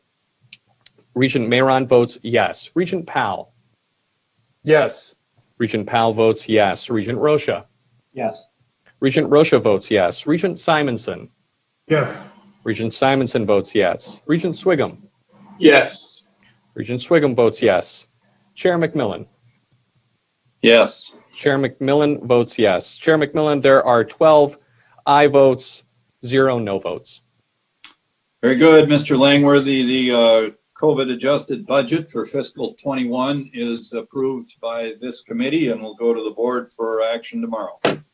That takes us to agenda item 3. And if we keep moving, I will find time for a second break. We had hoped for a break, but that requires us all to keep on a good clip here. The third item now is, of course, a huge item and a big working part of how the Gable administration plans to deal with the challenges thrown upon us by the COVID-19. So remind everybody that this is a recommendation coming from the President's Finance and Operations Planning Workgroup. And we are acting on only one of their many recommendations today. That is the furlough and pay reduction plan. We will review the retirement incentive offer program, and that'll come back to the board in all likelihood next month, but certainly at a later date. So the review and action is on furlough and pay reduction, review only on RIO, and then we'll receive an update from the universities on the university's state of emergency situation. So with that, I welcome President Gable to frame this discussion for us, and I know we've got VPs Burnett, Bertelson, Horstman, and Tonneson all ready to support her in that discussion and to handle various pieces of this. Thank you, Chair McMillan, Vice Chair Beeson, members of the committee. The Finance and Operations Planning Workgroup was charged on April 14th to advise the board and me on financial and operational planning strategies to advance the university in the midst of the challenges posed by the COVID-19 pandemic. The work group was then guided by a distinct set of principles, which you approved at a special board meeting on April 21st. Led by Senior Vice President Brian Burnett and Interim Vice President Ken Horstman, the work group examined opportunities for operational and personnel cost savings and efficiencies. with an emphasis on maintaining employees as recognition of everyone's value and contribution to the institution, and so that the university would be appropriately staffed and ready when regular operations resumed. The team is also focusing on opportunities to continue capital projects, utilize reserves as appropriate, and work with the state to ensure annual support, including to sustain our medical enterprise, amongst others. I want to express my thanks to Brian and Ken for providing leadership of the work group. I would like to express my appreciation for the broad engagement and consultation with our university community with the work group, as well as for the feedback the work group received, including the approximately 1,000 suggestions collected in response to a system-wide survey sent on April 27th. Brian and Ken are here to talk about the work group recommendations. There's a variety that were developed with a very representative committee with this widespread consultation, including deep consultation with our governing bodies. This includes a mix of unpaid furloughs for labor represented and civil service employees and temporary pay cuts for faculty and P&A employees, as well as the discussion that the chair referred to for an early retirement incentive program. So at this time, I'll turn it over to the team for the presentation. Thank you, Mr. Chair. Thank you, President Gable. I don't know who's starting here. If it's in order as listed, it might be Senior VP Burnett. Yes, Mr. Chairman, thank you. I'll get started, but I'm going to be handing it off here shortly. As the President noted, we were asked to co-chair this committee, and since we received that charge, our committee, comprised of faculty, senior leaders, and a student representative, worked diligently and expeditiously to bring this board these plans to assist this university in these challenging times. I would also note and recognize our work involved a great deal of analysis and consultation. And given that we are and considering that we were discussing options to reduce compensation to our workforce, we recognize that this work made it challenging to get the materials to you all well in advance of today's meeting. For that, my apology to the board, in hopes that you understand that this is an incredibly challenging time to coordinate many moving parts across this large public research university. So with our apologies, let's get to work and on our recommendation. Slide, please. As a reminder for the committee, these were the guiding principles that the board ratified earlier this spring. We wanted to retain our current workforce as much as possible and not contribute to the number of unemployed in our state and country. We did want to think about weighting the financial burden towards those at higher income levels. I think you'll see what we have for you today does that. We also had to think about the CARES Act requirements that you were briefed on by General Counsel Peterson. It's really the extent practicable is the wording in the guidance. So we've taken that into account. Obviously, we have to prioritize fiscal responsibility, and we know that we have to address this challenge through a variety of mechanisms, some involving some longer term impacts that the committee continues to work on as well. And with that, I would like to turn the next slide over to Interim Vice President Ken Horstman, Mr. Chairman. Vice President Horstman, you have the floor. Okay, thank you, Senior Vice President Burnett and Chair McMillan, Regents, student representatives. I'd like to first start by going over why employee expenses matter. As we know, we have 27,000 employees at the university, and full-time equivalents, that's a little over 22,000. And because of that, a big part of our budget is salary and fringe, and that's represented by 62.7% of our budget during FY20. And that percentage has been relatively stable for several years. Salaries in and of themselves represent a little over 1.8 billion this year. And benefits, including FICA and Medicare payments by the university, are another 623 million. So when we look at the type of budget challenges we face, we do have to look at employee expenses. Next slide, please.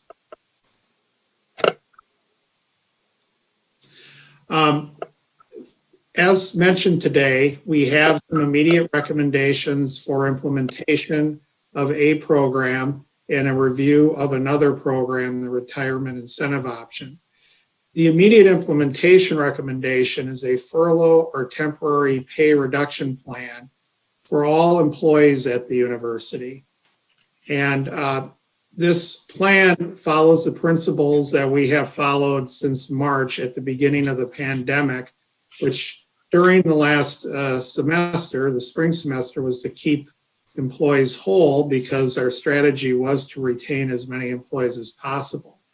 Going into the summer now, we want to take the employee actions on an income scale so that as income level rises, the financial impact will be greater, thus sparing those who are a little more vulnerable, less disposable income at the lower levels of income.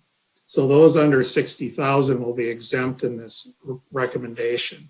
We will also look at it while it's a one-year plan for the entire fiscal year to look at the situation as we get to the later part of this calendar year, as you discussed, regarding the next review of the budget and determine what is necessary going into 2021. We will also talk briefly about the retirement incentive option, so you have that background going into your July meeting. Also, as information, as you know, President Gable and her cabinet, along with Athletic Director Coyle and his top paid coaches, have taken a 10% pay reduction in FY21 as setting a leadership example, of course, for this employee action to offset our budget challenge. And that too will be reviewed as we go into the later part of the year. Next slide. In this slide, I'll also address Regent Mayron's thoughts on our labor represented employees who are under a collectively bargained agreement. The principles involved in this were really to look at it according to salary, not necessarily according to employee group. And after a great deal of consultation in committees and Senate with the faculty, listening to P&A and civil service, there were different perspectives on what the minimum threshold should be to exempt employees. And the model we bring to you today is set at 60,000. Some of the rationale behind that is that the poverty line currently in the city of Minneapolis for a household of 4 people is around $58,000.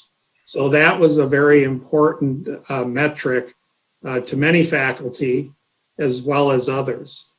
And it just so happens that a significant portion of our labor represented population fall below that.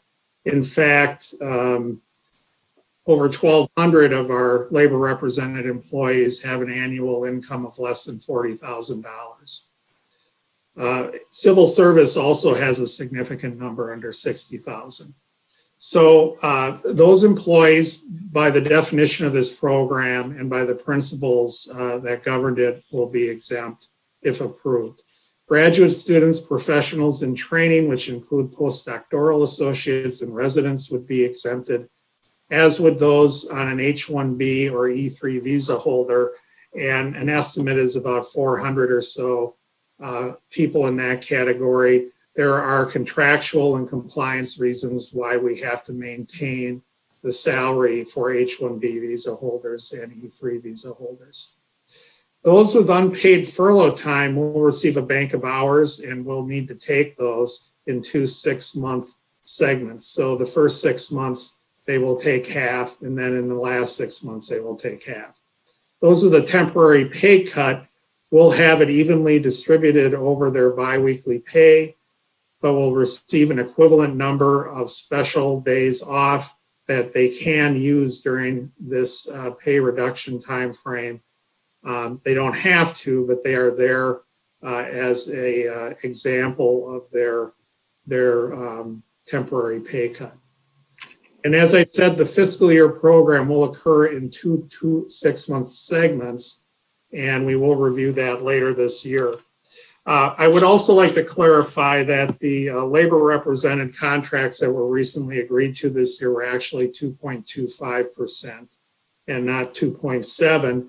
And based on the principles involved, we have not considered opening those contracts for negotiation. Some qualitative points around our lower income employees also are that many have partners or spouses that are in that same income level and have been impacted either by layoffs or significant furloughs, much more than what we're talking here. We have a not insignificant number that live in the South Minneapolis corridor, most severely impacted by the recent events, and they are dealing with that. So with those comments, I will just leave that for your consideration. If we could move on to the next slide, please. Consultation has been frequent and often, not only in person through virtual meetings, but also we did initiate a survey requesting input, and we received over 1,100 comments. We received departments that wrote very sincere, lengthy papers on how they thought this should be set up, how it should be organized and governed. And there were common themes around protecting those at the lower end of the pay scale. There were differences of opinion on, like I said, what that threshold should be or how the arc should be as we ladder it up to the top income levels. And one thing I will say is the reason we have 48 or 49 bands in this process is the concept that was a very strong opinion that it should be a very smooth transition from pay band to pay band. So it does look quite different than a number of other furlough models you might see in other employment environments. We are also conducting meetings with our labor represented employees. There are still some that are included above the 60,000 level, and we will bargain with them on the furlough program implementation. Next slide, please. In regard to the retirement incentive offer program, this would be a one-time opportunity for voluntary retirement. It would be an employee choice. Those eligible are eligible based on normal university retirement eligibility. And currently, across all employee groups, there are about 6,000 employees that are potentially eligible. Past history of the three RIOs that we have offered in the last 20 years shows an average acceptance rate of 7%. Which would be about 400 to 500 people in this situation. The enrollment period would be during 2020. We would have a open enrollment period for this of 3 to 4 months. Employees could determine their retirement date with it ending in January. We have the 15th here, depending on if it's approved in July. This could be extended a couple more weeks given implementation of this. The incentive provided would be what we did in the past, which is a contribution, the equivalent of 2 years of Medicare premiums to the state healthcare savings plan. And the net savings in year one, based on a backfill estimate of replacing those retiring of 40%, of those positions would be $24 million, and that is an estimate, and would change based on different backfill percentages and the percentage of those accepting it, obviously. So with that, one thing I will still mention about the furlough program is even at the 60,000 minimum threshold level, the savings that we are estimating we will have from that program are the equivalent of what it would have been with previous models at a lower minimum threshold. So we did maintain the savings involved. Even with the higher threshold, it does push that cost impact to those who are in the higher income levels, but it does follow the principles set up in the very beginning. Next slide, please. And so with this, I'll turn it over to Associate Vice President Tonneson to review these points. Yes, my role here on this particular item is really to bring it back to the context of the overall budget, if you will, and some of the conversation we were just having in the previous agenda item. As I mentioned during that conversation and prior, actually in May, development of the contingency plans in the budget were and then and now are really interwoven into the same time frame as development of the budget that you just approved. This recommended furlough temporary pay reduction plan is part of those contingency plans. It's just one tool in the overall strategy to address any pandemic related financial shortfalls. It's recommended at this time in order to recognize the benefits of compensation savings immediately, because under really all conceived scenarios, there will be a need for reduced expenditures across the institution beyond what is built into the CAB. Again, our plan is to continually reassess the financial situation across all units over the summer and into the fall. We will be analyzing changes in revenues and expenditures from what was approved in the FY21 budget with an eye on the cause of those changes. And as necessary, we'll recommend implementation of additional tools available to us to address the challenge. So it's good to think about, I think, this recommended plan here as being in combination with the use of balances and reserves, with unit level proposals for longer term expense reductions through programmatic, structural, and process changes, and also with other administrative operational efficiency gains resulting from further recommendations of the Finance and Operations Workgroup. So it's just one piece of an overall strategy. As this slide indicates, the additional savings beyond this particular plan will be technically realized through reductions in non-compensation costs and also in more permanent compensation savings where workforce reductions are determined to be the right course of action, some likely as a result of the RIO program that Vice President Horstman just mentioned. One note here, the Finance and Operations Workgroup did discuss the option of recommending a temporary reduction in the university contribution to the faculty retirement program, but decided to reserve that recommendation only for consideration if required as part of responding to a worst case scenario. As I mentioned in the presentation on the budget, we will be updating you on changes we're seeing in the coming months. And if those changes warrant an amended budget, the actions outlined on this slide will be part of that recommendation. So that's kind of how it ties into the overall context of the budget planning. And slide, please. I can turn it over to Vice President Bertelsen for this one. Thank you. The university took administrative action to move into extended reduced operations on March 23rd and declared a university state of emergency for the pandemic on March 25th. The university has policies in place for each of these actions. As the governor has adjusted executive orders, President Gable has worked with senior leaders to adjust university operations and practices. The university's Sunrise Plan is intended to slowly and carefully reopen some limited functions based on updated guidance from medical and public health experts. As more non-essential work is being performed on site, we are planning to take administrative action to end our extended reduced operation status and move to a COVID-19 adjusted normal operation status. This change would deactivate certain pay provisions including the elimination of premium pay for essential employees.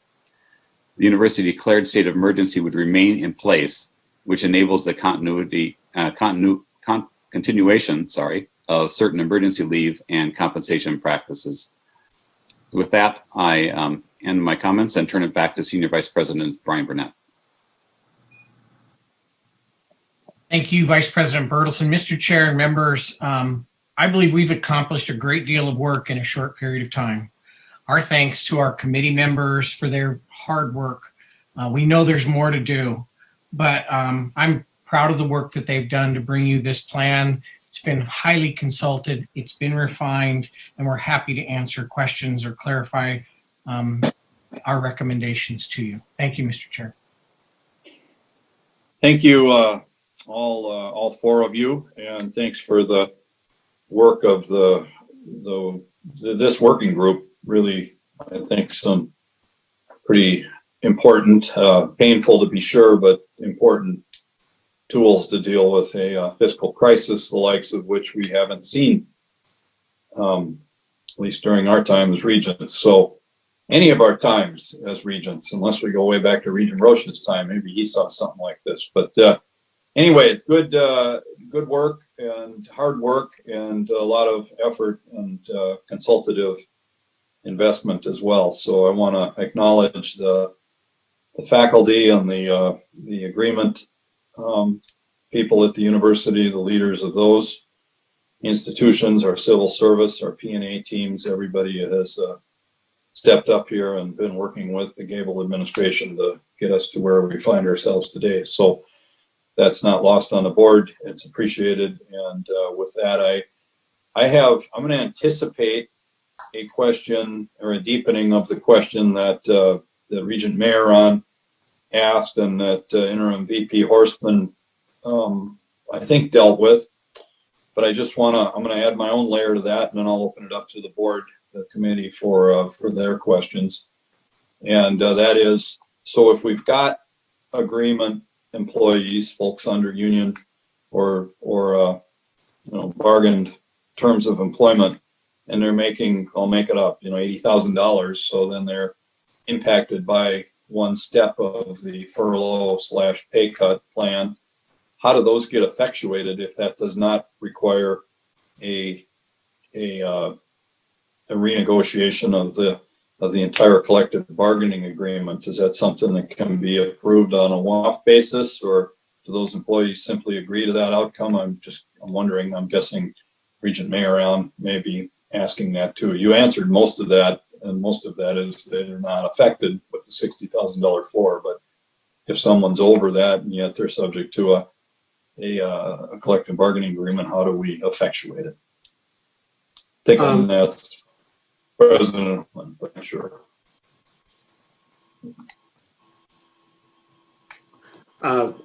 Chair McMillan, I can respond to that if you would like.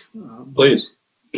We are meeting and conferring with each labor represented group on the topic of furlough. Furlough itself is not a negotiable point, but we are bargaining on the impact and the way it is implemented. And so those are meetings that have been ongoing with the different groups now for the last week or two, and we continue to meet with them. And our goal would be to have a memo of agreement with each individual union by the time we implement this. That would be our goal. I was curious how you execute that and go forward, and I'm glad you're meeting, conferring, and collectively bargaining all of that, and are in the spirit of collective bargaining. So enough from the chair for starters here. Let's see what we've got here. I'm checking my list, starting with our board chair, Ken Powell. Go ahead. Thank you, Chair McMillan. So just a few clarifications. I think Interim Vice President Horstman, these will be for you. So for the furlough, so it's in two sort of pieces of 6 months each, which could be, activated at the discretion of the president. Is the annual savings 36, or is it 36 per period? Or I just want to make sure I've got the numbers straight on the furlough. And then on the early retirement plan, that's 24 million annually, going forward in many years, or is that one time? Just want to, if you could clarify both those. And then just to conclude, I just want to echo what the chair just said. You've had a huge number of balls in the air as you've tried to wrestle all these to the ground, and your work is, and the work of the faculty and the other teams, very much appreciated. Very good. IVP Horstman. Thank you, Chair McMillan, Regent Powell. Yes, the 36 million on the furlough temporary pay cut program is an annual figure if it went through the whole fiscal year. And the intent is to do an equal half of it in each 6 month period of the year. The retirement incentive offer program is a net savings of 24 million. based on the first year that follows the retirement of these individuals when they leave payroll. So that would be in effect likely starting in January, and we would realize the savings thereafter. Retirement incentive offer programs, as you probably know, typically have a short-lived impact. After the first year, depending on your discipline in hiring and how you improve processes, you could continue to realize savings, but they are meant to be a short-term vehicle for non-recurring budget savings. Okay, thank you. Follow-up? No follow-ups, thank you. All right, Regent Hsu and then Regent Davenport. Thank you, Mr. Chair. Thank you, everybody. Thank you for your efforts, and thank you to all of the faculty who approved this plan the other day. I guess my question starts with, how was the total amount determined, total amount that we needed for this program determined? And then secondly, my understanding is the savings will stay in the units. And what does that mean, and what happens if that is not enough to satisfy the need for savings in the unit? Mr. Chairman, I would submit Associate Vice President Tonneson for those two questions from Regent Hsu, if that's okay. AVP Tonneson, go ahead. Yes, Mr. Chair, first, before I hit those two comments or questions, I do want to clarify one thing on the savings, the estimated savings. This program would be applied to all employees that are within the program, disregarding their funding source. So in total, all funds, the estimated savings is about $48 million. The $36 million refers to the savings in the unrestricted funds where we think our financial challenge will mostly reside. So I just wanted to make that clarification. In terms of the determination of an amount, I would say that what we did was I basically looked at all of the assumptions under contingency 1 and updated some of those assumptions, and then looked at, from this program, what would be a reasonable portion to go towards solving an updated estimate, if you will. And that meant that I'm also believing, and this is the answer to your second part of the question in part, is this, as I mentioned, this is one tool. So we didn't intend necessarily that this cover 100% of what the financial challenge would be. We know that, and it's going to differ by unit. So we're going to look into those other tools that I mentioned, which include moving down the 3% and 6% target exercise, where we may have to make other workforce reduction decisions. We may have to cut other non-compensation spending. We may have to use additional balances and reserves. Those are all the other tools that will make up any shortfall, if you will, in terms of addressing the more refined challenge when we get there. So through this summer and fall, we're going to be reviewing all of that, figuring out how much of this savings covers that updated financial estimate on the challenge, and then combining it, repackaging it, if you will, with those other tools that we have available and that we're working on at the same time. So there wasn't really the dollar amount in terms of what it would save was maybe half of what we were looking for in a refined estimate, possibly. Knowing that we have these other tools that we're going to have to access. We didn't want to take it too far as a solution, also keeping in mind the personnel impacts. So I hope that answers your question. Follow-up, Regent Hsu. Yes, thank you, Mr. Chair. Yes, thank you, AVP Tonneson. That is very helpful. I guess the last part of my question is, and I think you might have answered part of it or all of it, is what happens if things are significantly worse at some point down the road? in the middle of fall, for example? Would we go back for a round 2, or how would we address that? And then what is a scenario where we would end up moving from stringent to fiscal emergency? Vice President Tonneson on the first of those, and maybe the second, or someone else on the second. I'll let AVP Tonneson take the first. I'll take the second. Go ahead. Okay. Yes, Mr. Chair, Regent Hsu, if the situation is worse than expected, so remember that our contingency plan 2 is really at now seems to be a worst case scenario. If it gets even worse beyond that, we would have to look to even more severe reductions. But remember that we have units planning right now for what they would do under a scenario of up to a 6% cut. So we have them working on a 3% cut, a 6% cut, and we think we're going to be somewhere right now, it looks like even south of or less than the 3%. So we feel a pretty good range of menu options that the units are working on in terms of expenditure reductions. That includes programmatic changes, process changes, efficiency gains. The Finance and Operations Workgroup is thinking about and putting subcommittees in place to think about efficiency gains that could be implemented across the institution that aren't unit specific. So we have this sort of menu development process going on right now for more severe actions should we need them.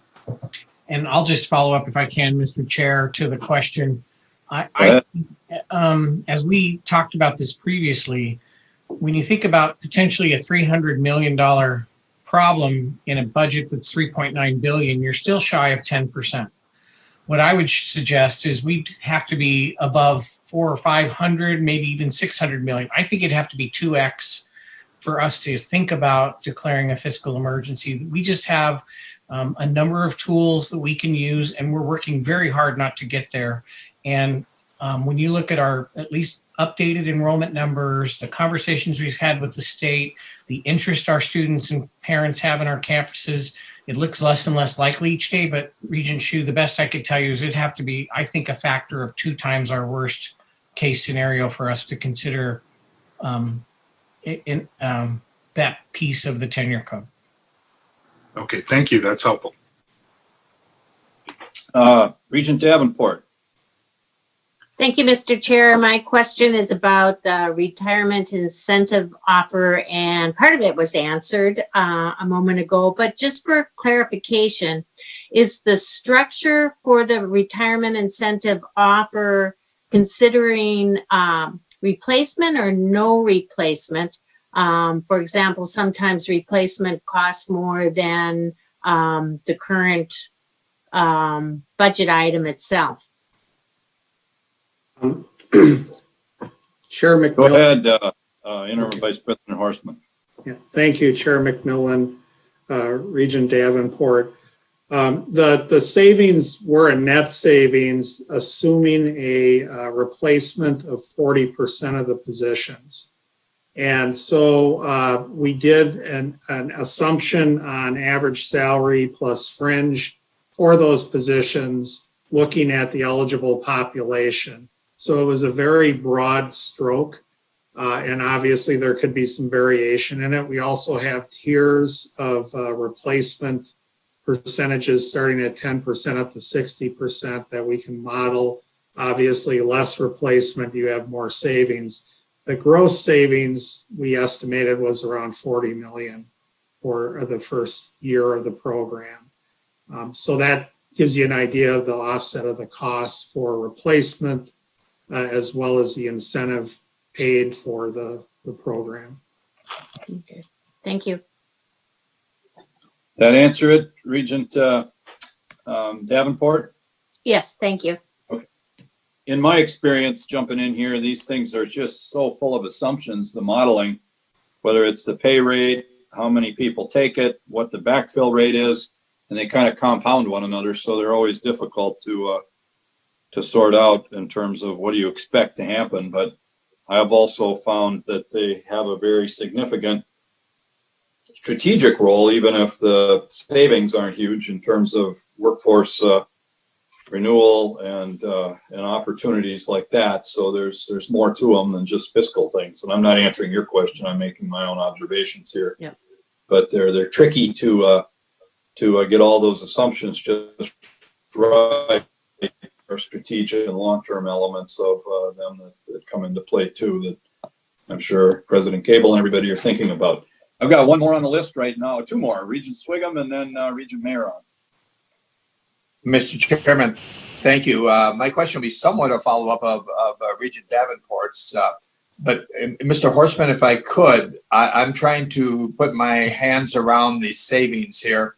The furlough savings, as I anticipate and as I look at them, the 36 or 48 million that Julie mentioned, it seems to me those will be non-recurring one-time savings to the budget. Would that be true, Mr. Horstman? Go ahead. Chair McMillan, Regent Swigum, you are correct. Those would be non-recurring savings that would occur in FY21. And there would be, because they're temporary, there would be an ending to them at some point at the latest right now at the end of the fiscal year. Very good. And Mr. Horstman, as opposed to that, the early retirement savings, the 24 million that is built in now as a potential lead to contingency one, I'm assuming those will be recurring. Those will be permanent savings. Again, depending upon how many people we rehire or don't rehire, but with a hard freeze or a harder freeze rather than a soft freeze, there's certainly going to be recurring savings there. Would there not, Mr. Horstman? Chair McMillan, Regent, if depending on how hard of a freeze you have and whether you allow replacement during a retirement incentive offer program, they could be recurring savings. I would guess with some of our parallel efforts going forward on process improvement and looking at shared platforms, that could go hand in hand with some of this attrition that comes out of this program and help to not replace certain positions. We also, what I find in past programs like this is often when you do rehire, you're hiring at a lower price point. Sure. Mr. Horstman, I may be making an assumption I should not make because we all know what happens when we start assuming. But I'm making an assumption that we have a fairly hard hiring freeze. That's my assumption. And that we will see significant recurring savings to the early retirement program. That comment. Last comment I'll make, Mr. Chairman, and then I'll move on, is that in the furlough program, I see that we have changed with consultation, which it's important for us to do to consult in our shared governance. I think initially, as brought to us by President Gable, it was at a $40,000 level of salary. The second time it came to us, maybe a couple of weeks ago, it was at $50,000. And now it's at $60,000 after consulting with the faculty and the Senate and so on. And I understand why that takes place. It's just that somebody else at a higher level has to take a higher reduction, a higher furlough. And I guess I support it. I would have rather seen the 40,000. It's just my old football nature, my old playing football nature in me tells me that we used to say skin in the game. When everybody left a little skin in the game, we played pretty well as a team. If we all left a little skin out there, and I even if it's just $5 or $2 or $20, that everybody leaves a little skin in the game, recognizing the situation, the terrible situation we're in, would have been my preference. But I certainly support it. Thank you, Regent Swigum. Regent Mayron. Yes, thank you. My question has to do with, as we look at potential tools in our toolbox to address a worsening scenario than the current scenario we are addressing, whether there have been conversations with the foundation about assisting in a more substantial way. And my thinking is the foundation and the endowment is there to serve the university. And I can't think of an occasion where would probably be there would be greater need than the situation we now find ourselves in. And I'm also thinking about, there's an article that was provided to me earlier today in the New York Times, talking about some very large nonprofits who are looking at ways of leveraging their endowments by doing some borrowing against those endowments in order to free up more funds to be able to make grants and assistance to those that they provide grants to as part of their business operations. So my question is, where are we, if at all, in dialogue with the foundation and getting assistance from them? If not now, then for what could be worsening contingencies. SVP Burnett, you want to handle that, or the president? Yes, thank you, Mr. Chair, and President Gable obviously can jump on here. Regent Marion, you need to remember we have two endowments, one in the foundation and one the land grant endowment that we manage at the university. So there's two endowments that make up our total endowment. As we reported to the faculty, over 97% of that endowment is restricted as to purpose or program. It's very different than private universities that have a very large endowment that use earnings off of their endowment to help run the operations. We get about 2% of our operating budget from our endowment, 2%. And so what we've posited that was not a tool because we have thousands of endowments that make up our endowment, tens of thousands of endowments. And many are restricted by law, many are restricted by donor agreements, and the vast majority of them are restricted as to purpose with donors. So what I would share with you is that is not a tool that we think is going to yield anything helpful, and opens up a whole different set of can of worms with donors, with our donor public. Well, we continue to make very good progress in our Driven campaign. And so that is not a tool that we think is available to the university. We've explained that to the faculty as well, but it is a very different type of endowment than what maybe many of our private peers have. Just as a follow-up, though, I think you were talking about the university's endowment. What about the foundation, again, which is there to serve the university and to benefit the university? Or maybe I didn't understand your response. I was talking about both of them because our endowment is actually governed by law about endowed professorships, endowed scholarships from the land grant monies that we have. Those were all they're all spoken for. There's just not a big unrestricted endowment, but I think President Gable wanted to jump in here as well and maybe phone a friend help. President Gable. Thank you, Mr. Chair. Regent Mayron. So dipping into the endowment, the corpus is restricted in the way that SVP Burnett describes.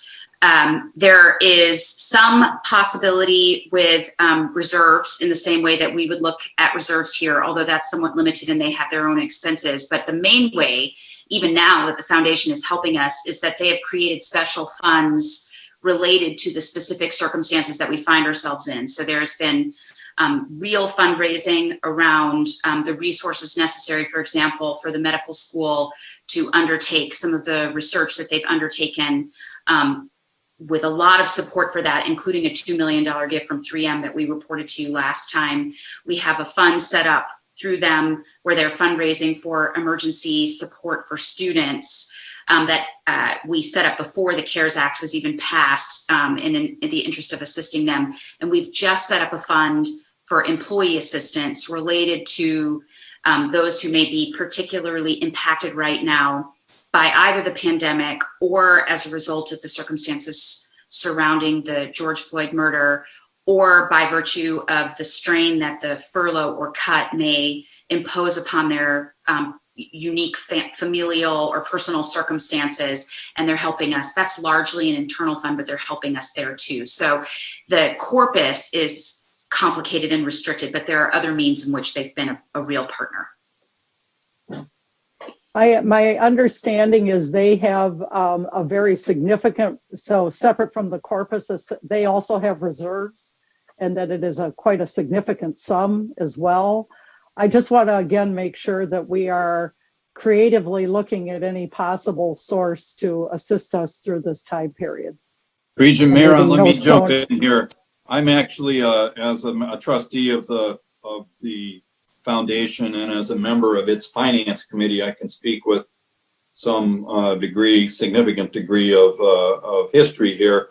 And the foundation took the unusual step of redoing their budget. And the budget they ultimately brought to the trustees for approval through the finance committee did involve a much more significant use of reserves than was originally outlined 2 months ago. And the conversation at that committee and across the entire board was one of, we need to be here for our beneficiary, which is the university, and that I believe they're down short now. It's something like 77%. As of their minimum is 50% of what their recommended number is. They were going to be north of 100, and they cut. So they're somewhere in the middle of where their minimum is for reserves and where they ideally would like to be. A significant commitment of reserves, though, to help address the situation here. So that was, I thought, and SVP Burnett was instrumental in the messaging with them, and they were very, very responsive and very thoughtful. And Regent Beeson and Regent Anderson both were part of the full trustee meeting the other day to approve the finance committee's recommendation. But speaking from my own experience, there was quite a bit of thoughtful rework on that budget that did involve a much deeper use of reserves than was originally contemplated. Okay, thank you. Let's see, we are at, I believe Regent Beeson also signaled in here for a comment or a question, and I have a question, and we're going to vote on this. Regent Beeson. Thank you, Mr. Chair. A good question, Regent Mayron, on the foundation. I'll echo what the president said, that the opportunity, and they're acting on it right now, is to raise some additional dollars that wouldn't otherwise be available to deal with both COVID and the economic consequences that we find ourselves in. And they are, I know, using every possible dollar toward helping the university. They're taking cuts and sacrifices as we are, and I think it's good going forward. I'm going to go back to, and I'm glad. I was going to say Speaker Sviggum. You're probably glad you're not Speaker these days, but Regent Sviggum. That, and I'm glad you do support the $60,000, because, those families have skin in the game in their lives. And I feel good about not taxing them with these reductions. This is temporary. Our higher income employees can make the sacrifice temporarily on behalf of their colleagues. So I'm glad. I like the approach. I know it's not purely democratic, but I think it's a good approach, and I'd support the resolution, Mr. Chair. Thank you, Regent Beeson. And I, too, wrapping up this discussion, will support this, the furlough and pay cut plan. And before we go to a vote, I was getting close to this question in our last item, and now I want to ask it.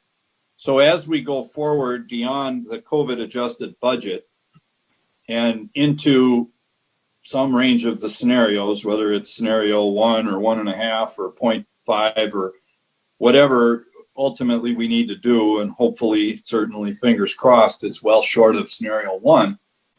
And you give guidance to the units and colleges and campuses to make cuts.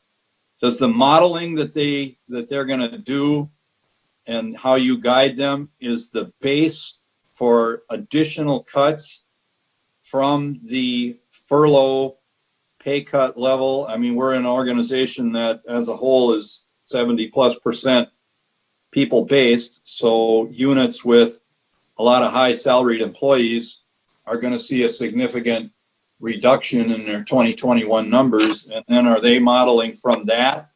And this gets to, I think, the discussion we were having about across the board implications.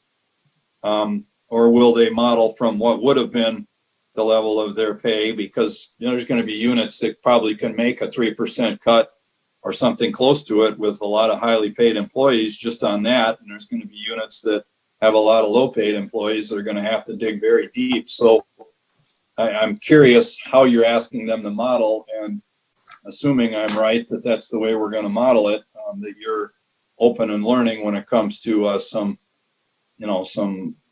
significant degree of discretion as you work through these, because an across the board impact could be pretty unfair.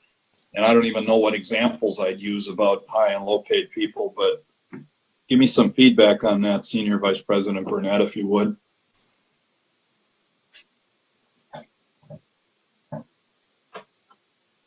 I'm going to defer to Associate Vice President Tonneson. I think she's more eloquent about this, but there's no question we're going to be having to monitor all our units across the university, just as we do. But in a situation like this, they'll be seeing more of us.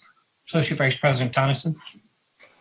Yes, Mr. Chair, you are correct. The across the board there won't be an across the board impact of the furlough by units. The only thing that is across the board in anything we've been talking about is the delivery of the 3% and 6% targets, which were given to them before any talk about the furlough. So they were given a number to respond to across the board, but that will not be the decision on the back end.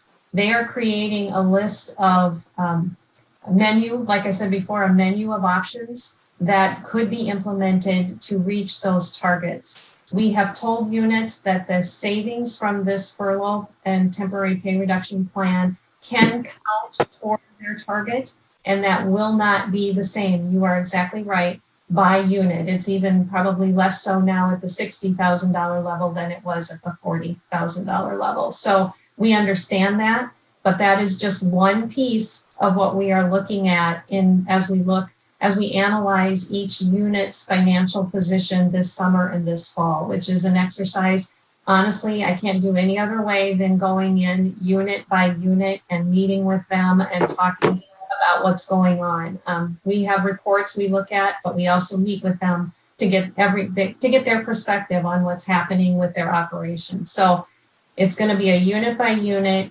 analysis that leads to recommendations by unit of how to solve the overall problem. So that's the best I can tell you right now, but it will not be an across the board decision. Very good. Thank you. I'm ready to move to a vote. I sense significant support for the furlough and pay cut plan, but before we can do so, I realize that once again, I failed to seek a motion and a second at the outset of the discussion, so I'm a little bit out of order here, but I trust you will all agree in the spirit of the discussion. We've been treating it as though it was moved to start. So can someone help me? Second. I'll move it. All right, it's been moved and seconded, and I turn to Mr. Langworthy to call the roll. Thank you, Chair McMillan. On the motion to recommend approval of the resolution related to workforce contributions, furloughs, and pay reductions, Regent Anderson. Yes. Regent Anderson votes yes. Regent Beeson. Yes. Regent Beeson votes yes. Regent Davenport. Yes. Regent Davenport votes yes. Regent Herr. Yes. Regent Herr votes yes. Regent Hsu. Yes. Regent Hsu votes yes. Regent Kenyanya. Yes. Regent Kenyanya votes yes. Regent Mayron. Yes. Regent Mayron votes yes. Regent Powell. Yes. Regent Powell votes yes. Regent Rocha. Yes. Regent Rocha votes yes. Regent Simonson. Yes. Regent Simonson votes yes. Regent Swigum.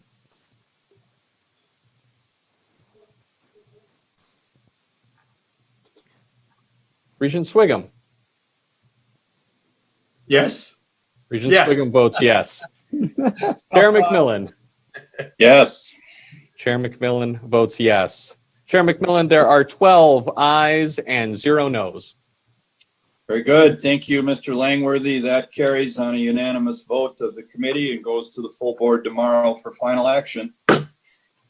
We are about 10 minutes behind schedule, not terribly bad given the magnitude of what we're discussing. I'm inclined to take a quick break here and then come back, but let's do 5 minutes. I know that's not long, but it does give people a chance to stretch. So we're back on at 4:40, and we will get through the remaining items here, and starting with Interim Vice President Horstman when we resume at 4:30. Thank you. We're in recess.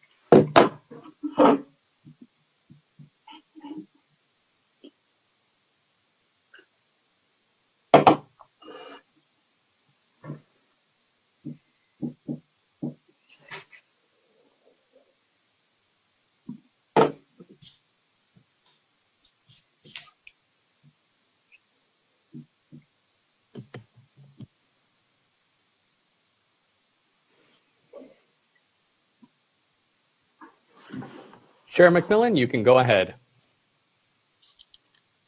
All right, thank you, Mr. Langworthy. So we are reconvening the meeting of the Finance and Operations Committee of the Used Board of Regents for our, this is shown as item number 6, a workforce and total compensation discussion. I noted at the start that we wanted to take this out of the original order, and we'll hear next from Interim Vice President Horstman, who will give us an overview of the workforce and total comp annual report, which has been delayed a couple times. Been in your materials for at least, I think, a special meeting and a full meeting of the board. But we're not going to have time to discuss it today. But I don't want any more time to pass, nor did board leadership or our vice chair of this committee, without this being contexted and presented to you. So between now and our next meeting in September, I'd invite committee members to let me or Mr. Langworthy know what from this topic resonates with you, what additional information you'd like to see, and what other HR topics you're interested in. Vice Chair Beeson and I plan to work with Interim VP Horstman to schedule a wide range of HR topics as part of next year's work plan. And with that, Interim Horstman, please proceed. But again, committee, note that we won't be taking time afterward, as we still have a couple significant real estate transactions and a consent agenda to get through. So listen to this, get it parked in your head, and then get feedback to Regent Beeson and I and Jason about what next and how this might fit into longer term discussions. Mr. Horstman. Chair McMillan, Regents, student representatives, I thank you for the time today to present an overview of our annual reporting on total compensation. Today's presentation focuses on compensation and analytics. I also refer you to the reporting of the annual retirement report submitted in May and the annual U-Plan report submitted for this meeting, which speak to the two most significant components of our fringe benefits that we offer to employees. Significant project work has been done over the last year to continue to refine our data and to increase our capacity and capability for data analytics that are an absolute requirement to sound and responsible strategic workforce management. This work continues, but in our reports this year, we do see the value of more refined market data and the potential that the tools of data analytics provide, and the necessity to have meaningful analytics as well as invest in the resources to create and maintain them. The workforce of the university is a complex spectrum of talent, experience, education, and expertise required across faculty and staff positions. It is critical that we have a robust process and set of resources to support the planning and management of our workforce. Next slide, please. The Board of Regents policy on employee compensation and recognition provides direction to the practice of total compensation at the University of Minnesota.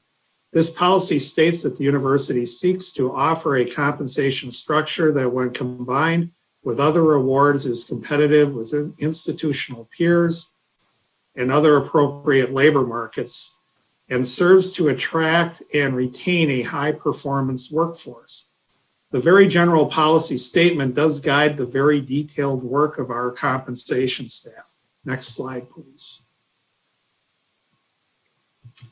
As background, in order to know if we are competitive, we must define the market both in regard to the type of organization and also the geographic locations that we recruit from and experience loss of employees to. Competition for talent is not a passive experience by any means, locally or nationally at this time. And we need accurate, detailed information to be successful. For civil service and P&A employees, as examples, we primarily are hiring or in competition with the local employer market, primarily the Twin Cities Metro. For faculty and senior leadership positions, the market is national and sometimes international, including our higher education peer institutions, which we list in our annual reporting. The benchmarking process provides the data to know specific markets and changes to these markets. Next slide, please. The following charts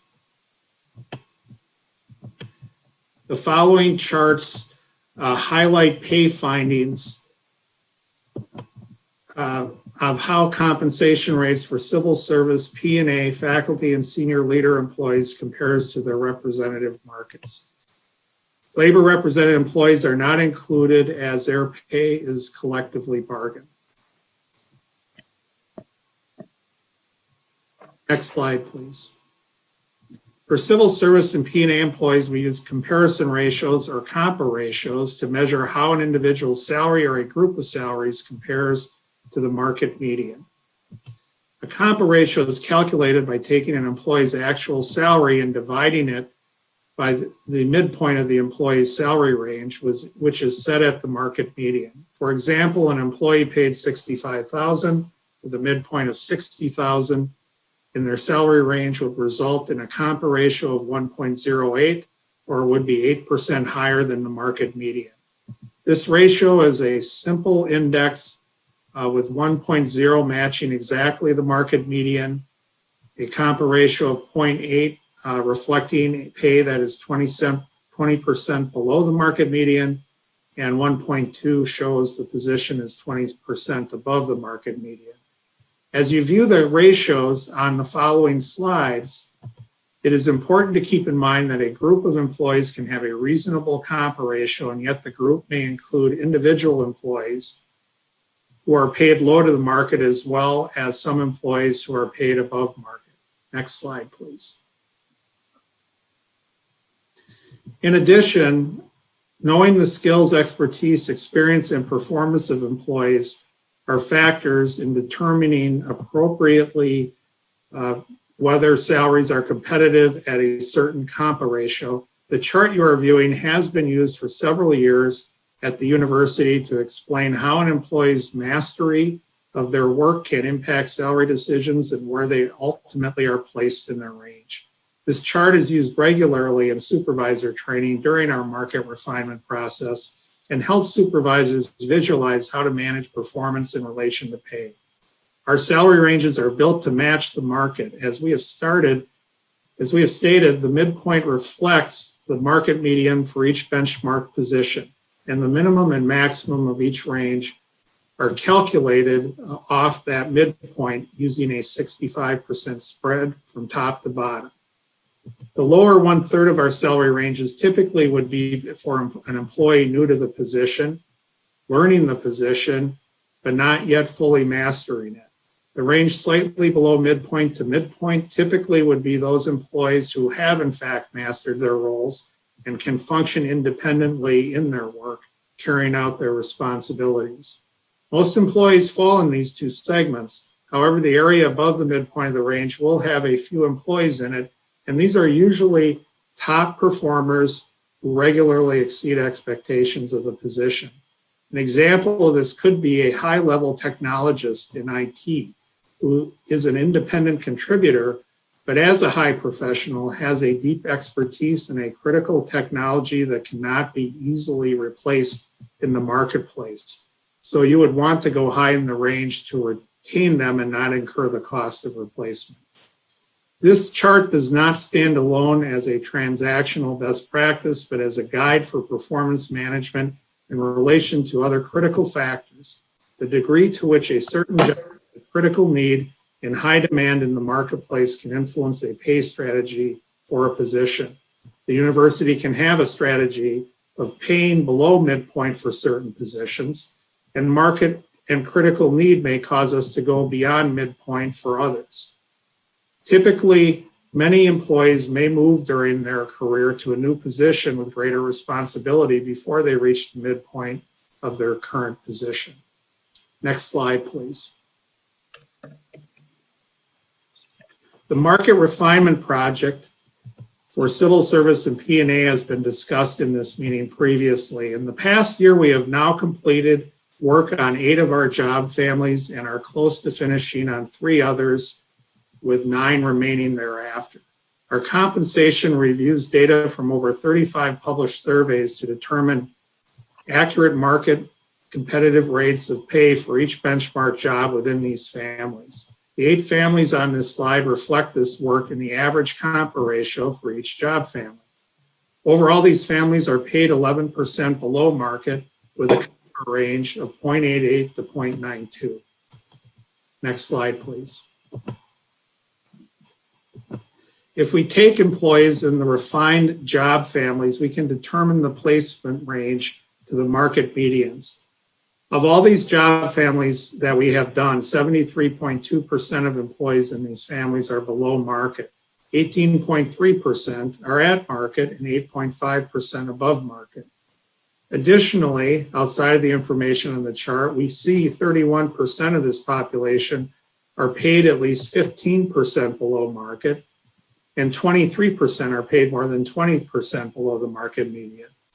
Having this granular information can now allow us to zero in on potential issues for retention and turnover. Not necessarily every position below market will be a retention issue, but the fact that we can laser in on specific jobs for review is a plus. Next slide, please. The strategy for senior leader pay is to be market competitive as well. When compared to our national higher education peers, our senior leader population is paid overall at the 34th percentile for base compensation with a wide range. Total cash compensation is slightly higher at the 36th percentile. Next slide, please. For faculty compensation, we use data collected by the American Association of University Professors that is provided in their annual report. It allows us to see how we are paying our faculty on each campus relative to that campus's respective peer institutions as determined in collaboration with the Office of Institutional Research. As you can see from our faculty compa ratios, we range from Duluth at 0.85 to Crookston at 1.07. We acknowledge that these comparisons have limitations as they measure the overall average faculty salary to that of the identified peer institutions without any adjustments for the area of academic study for each faculty member. Next slide, please. To conclude this presentation, I wanted to take a moment to update you on work that is related to compensation and other areas of HR in human resource analytics. Strides in the accuracy of our human resource data need in parallel to be matched with analytics to make more informed strategic decisions. Now more than ever, organizations are leveraging analytics for this purpose. We see this need at the university, and the Office of Human Resources is partnering on a cross-functional team including enterprise data management and reporting, the Office of Information Technology, and campus, collegiate, and administrative HR leaders and staff to understand analytic needs system-wide and utilize shared resources to make significant progress on this effort. This effort has to date resulted in 20 new dashboards and the retirement of outdated reporting housed in old technology. Next slide, please. An executive dashboard, as you see here, has been developed and built to track real-time, highly important data which can be accessed by senior leadership at any point in time. The dashboard contains compliance-related metrics such as data on I-9 compliance and for preventing and responding to sexual misconduct.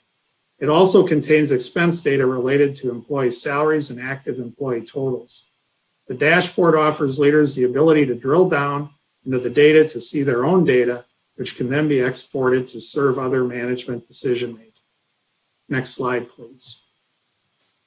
This slide reflects how data can be represented for planning by looking at an employee compensation at a unit or department level.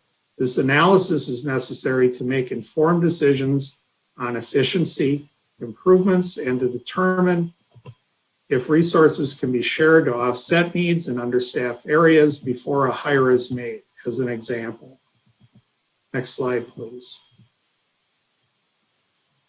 I'd like to end by saying the next phase of HR analytics moves from reporting and providing information from the past to analyzing and predictive modeling to make decisions that are forward-looking. OHR has begun an effort with the Carlson School of Management to understand how publicly available data can be used in aggregate to anticipate turnover in the future, which can inform strategy around retention and thereby reducing replacement costs. This one example of our predictive analytics can benefit the university and its employees through informing the hiring process, competencies for specific roles, career pathing, and further compliance needs. And we will start this work shortly this summer and continue to report on it as we go forward. With that, Chair McMillan, Regents, and student representatives, I thank you for the time, and I look forward to the opportunity to share more HR topics with you in the future.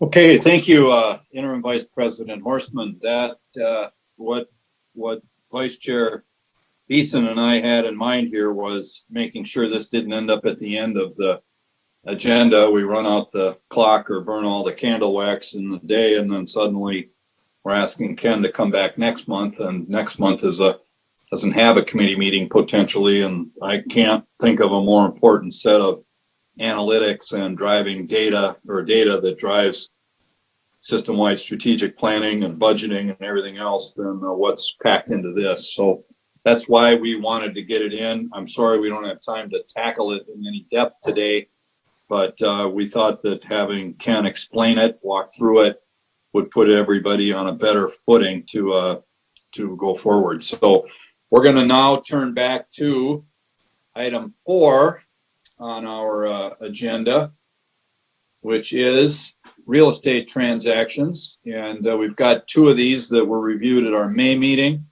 The address was on Nose property at 1015 Essex Street Southeast, and the sale of 435 acres at Umore Park. One's a purchase, one is a sale. There's been no changes to either transaction since we reviewed it in May. With that in mind, we'll take up each of these separately, and I'll first ask for a motion, followed up by any questions or discussions, and then the vote. And Assistant Vice President Krieger, I believe, is here and ready to respond to questions should we have them. So could I get a motion to tackle the 1015 Essex Street purchase first? I'll move it. Second. Moved and seconded. Is there discussion before we put Mr. Langworthy to work on another roll call vote?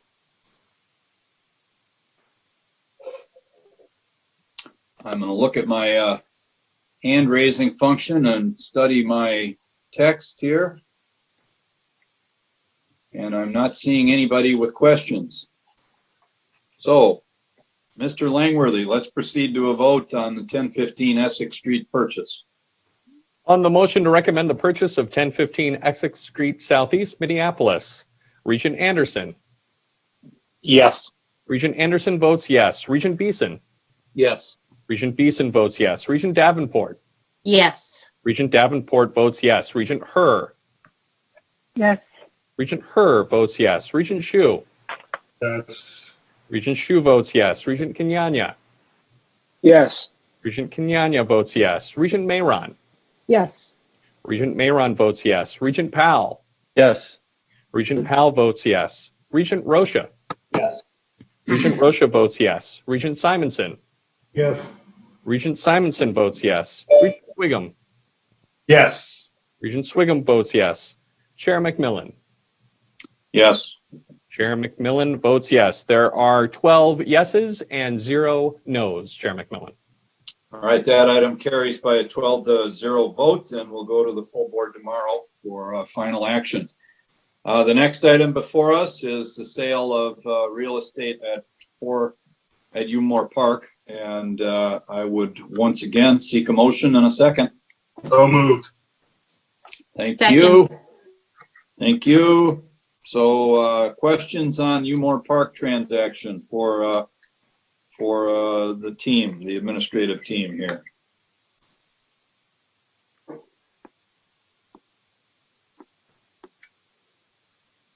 Mr. Chair. Yes, very good. There, I didn't see your hand up yet. Regent Hsu, go ahead. I just had a question. We had talked in a previous meeting, I thought, and we were going to get some a little more in terms of materials related to where the money would end up on the Umore Park transactions. In terms of the sale proceeds, Regent Hsu? That's correct. Mr. Chair. Senior Vice President Burnett. Yes, Mr. Chair, I believe we sent through the board office yesterday a lot of materials around Umore Park that we've been working to gather on top of all the stuff we've been doing. So I think that came through Mr. Steves or Mr. Langworthy, and if that's not sufficient, we'd be glad to follow up with that. Mr. Langworthy, can you confirm what went out? Yes, Chair McMillan, those came in late yesterday with the other materials going out. We didn't get a chance to send all of those out to the board yet, but we will certainly get those out this evening. And that addresses Regent Hsu's question about port proceeds and where they end up? That's correct. Okay. Regent Hsu? Thank you. Okay, if they don't address it, this will come back before the board tomorrow in my report to the board. So, other questions for the administration here? I see that VP Krieger is indeed here. If anybody has anything, looking for hands, seeing none. All right, Mr. Langworthy, once again, the roll call, please. On the motion to recommend approval of the sale of approximately 435 acres of Umore Park in Rosemount, Regent Anderson. Yes. Regent Anderson votes yes. Regent Beeson. Yes. Regent Beeson votes yes. Regent Davenport. Yes. Regent Davenport votes yes. Regent Herr. Yes. Regent Herr votes yes. Regent Hsu. Yes. Regent Hsu votes yes. Regent Kenyanya. Yes. Regent Kenyanya votes yes. Regent Mayron. Yes. Regent Mayron votes yes. Regent Powell. Yes. Regent Powell votes yes. Regent Rocha. Yes. Regent Rocha votes yes. Regent Simonson. Yes. Regent Simonson votes yes. Regent Swigum. Yes. Regent Swigum votes yes. Chair McMillan. Yes. Chair McMillan votes yes. Chair McMillan, there are 12 yeses and 0 noes. Very good. Thank you, Mr. Langworthy. That matter carries the Finance and Ops Committee and goes to the full board tomorrow. Which takes us to item 5. So I believe here we are going to turn directly to, these are review items, not for action today. Review today, action next month, I assume. And we'll ask Assistant VP Krieger to jump in. Thank you, Chair McMillan and members of the committee. Our first real estate transaction for review today is the proposed purchase of 501 Oak Street Southeast, Minneapolis, otherwise known as Stadium Village Church.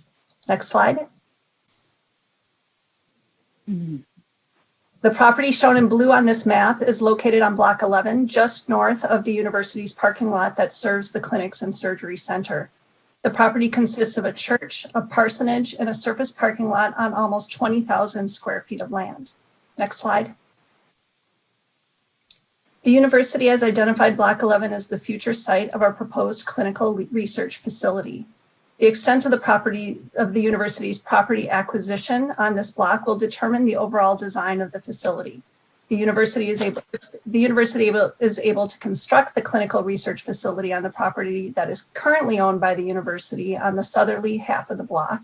However, if the university is successful at acquiring additional property on Block 11, the university will design the clinical research facility in a manner that takes into account that property. The university will purchase this property from the Stadium Village Church for $5.75 million. This price reflects the average of the university's and the Stadium Village Church's appraisals. The university has requested funding from the state of Minnesota to assist with the acquisition of this property and others on Block 11 as part of the university's 2020 state capital request. The university will issue debt to fund its share of the purchase or the entire purchase if the state does not support this funding request.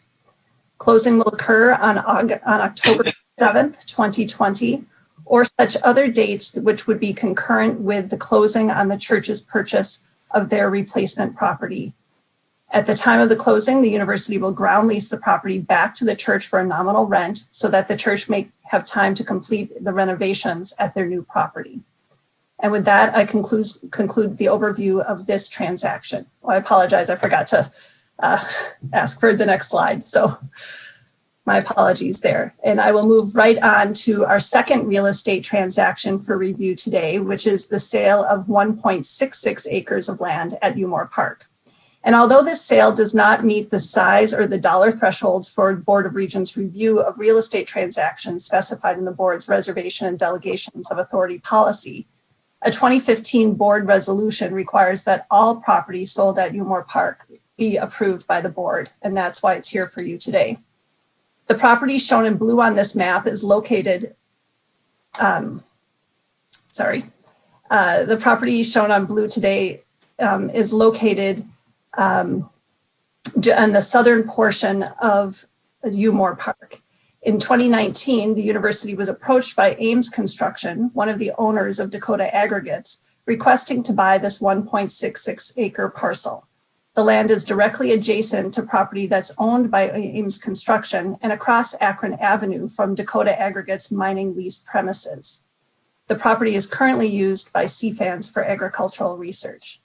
Next slide. Plans to begin construction in 2020 on a new maintenance facility in Empire Township on its property just south of this 1.66 acres. The university's property would be used for a septic system site that would support the maintenance facility.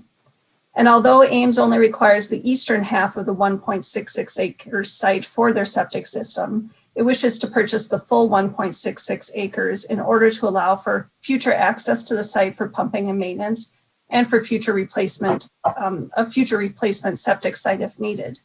The university would lease back the westerly half of the site for $1 for 10 years in order to continue its agricultural research. Ames Construction will pay $61,500 in cash at closing for the property, which is the average of the two appraisals of the property.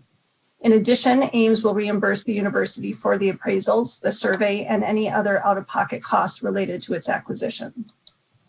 At the same time as the sale, the university will grant a 50-year license agreement to run utilities from Highway 46. Sorry, next slide.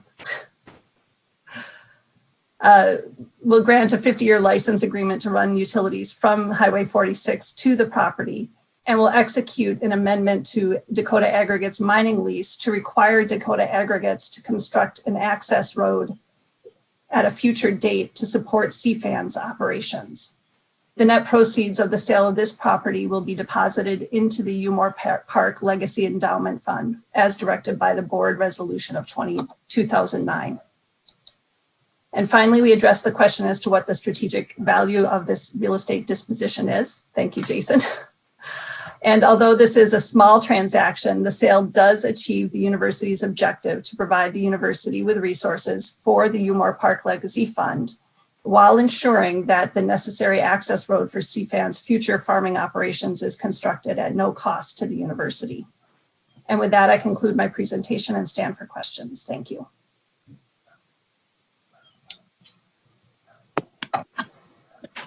All right. I would open it up here to the committee for questions for AVP Krieger, and take a look here at our hand raising. Let's see. I see Regent Shu. We'll start with you. Thank you, Chair McMillan, and thank you, AVP Kruger, for the presentation. Regarding the 501 Oak property, that's the church, my recollection is that we were originally going to use some of the property that we purchased on Erie Street as, trade for some of the properties on Block 11, including the church. Am I misremembering that, or is that kind of what we were thinking? Chair McMillan, Regent Shu, You are correct that when we purchased the properties on Erie Street, south of Fulton, one of the potential uses for those properties was the potential relocation of the church, as well as some of the other properties that are located on Block 11, the campus ministry properties, for example. As part of the campus ministries acquisition, those properties have resulted in the purchase of those properties on Block 11 did result in a ground lease on Erie Street south of Fulton. And so that ground lease has been implemented as part of that property acquisition. In the case of Stadium Village Church, the Stadium Village Church during our negotiations had considered the location at the corner of Erie Street and Fulton as a potential relocation site. And they have since decided to opt for an alternative relocation site in an existing building in Prospect Park, rather than opting to build on that potential site. During the conversation related to Erie Street, we also considered this property, the Erie Street south of Fulton properties, as valuable for future long-range land banking as well. Okay, thank you. And Chair McMillan. Yeah, go ahead, Regent Hsu. Follow up. Okay. And the question on the other property is just regarding the CFANS research. Is this, I mean, I haven't heard any complaints from CFANS about this, so I assume it supports their needs in maintaining their research for at least another 10 years. And I guess that would be enough for their purposes. McMillan, President Krieger. Chair McMillan, Regent Hsu, you are correct. We have worked closely with CFANS on this particular acquisition and disposition. The research that is impacted here is part of a larger 10-acre in which the researchers do weed research. And they also have some other plots scattered throughout Umore Park where they do this weed research as well. So yes, they will be impacted. But when CFANS was weighing this opportunity in exchange for the commitment to the construction of this future access road, they determined that that was a good trade-off for the university to be able to have this commitment of this future access road. Great, thank you very much. All right, Regent Beeson. Thank you, Mr. Chair.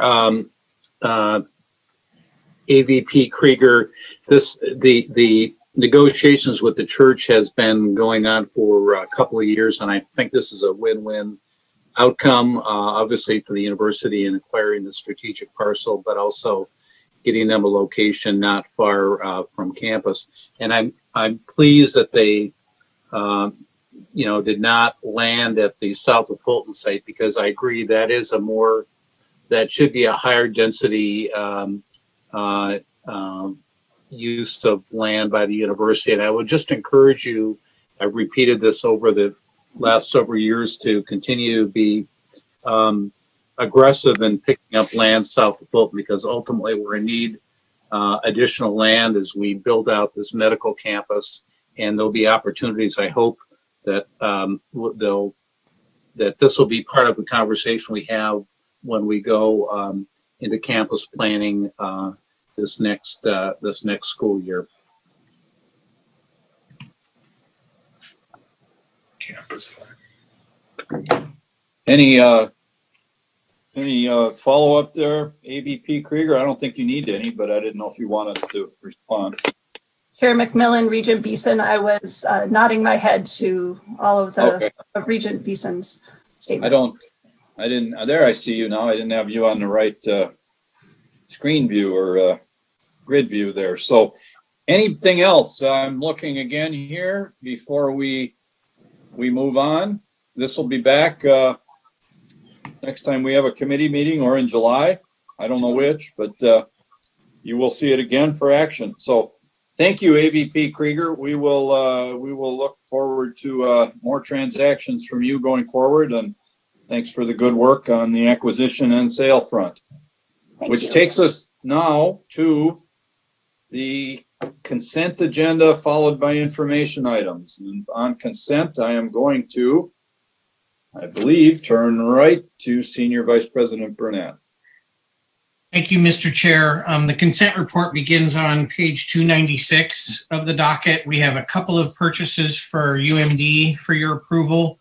We have an engagement of a credit liquidity provider, which is a little unique, but in these choppy waters that we find ourselves in this pandemic, having additional tools at the university's disposal for liquidity purposes is something we've been working at to get approved, bring for your approval today.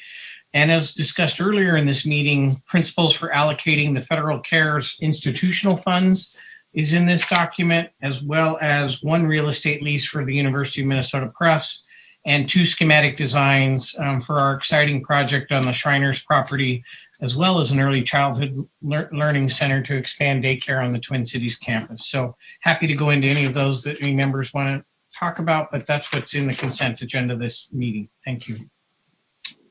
Good.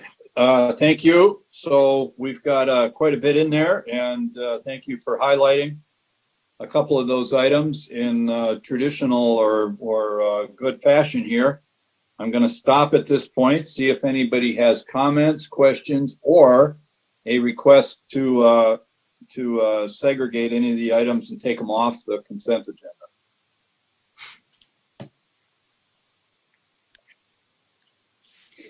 We'll wait a minute while people have a chance to consider that. I see Regent Beeson has, go ahead. Mr. Chair, thank you. I speak in support of obtaining a line of credit.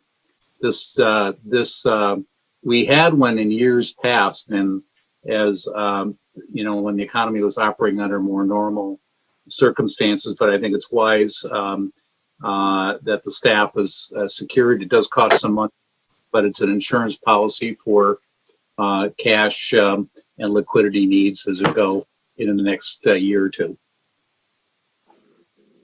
Good. Thank you for that. I do agree with you. This is sound fiscal planning in times of great fiscal uncertainty. Other regents with questions, comments, requests to separate. Chair McMillan.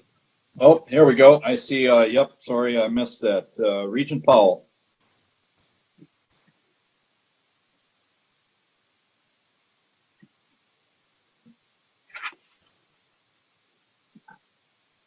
Regent Powell, did we? Sorry. I got it, Chair McMillan. Just a quick question for Interim Vice President Horstman. Doesn't necessarily have to answer it today, but just looking at the U plan, which is just a huge component of fringe. I think it's over $250 million, and the last couple of years have been pretty rough.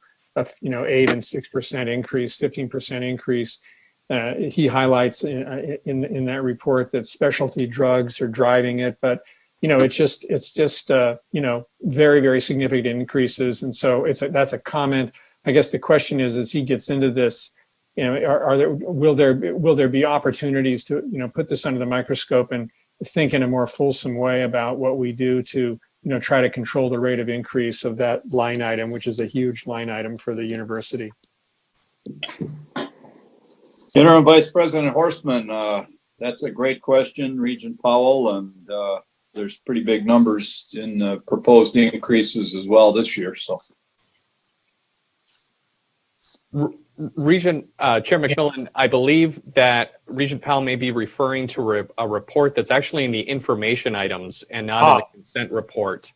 So we'll address that here in a moment and get Interim Vice President Horstman back in the meeting, but that is not a part of the consent report. Thank you. You fooled the board chair and the committee chair there. Good work. So nicely done, Jason, or whoever. Anyway, sorry, you had me going too, because I had that thought in my mind. Okay, there's been no other request to... Chair McMillan, Regent Hsu has just raised his... Oh, okay, Regent Hsu, before we vote. Go ahead. So are the CARES Act documents part of this consent agenda?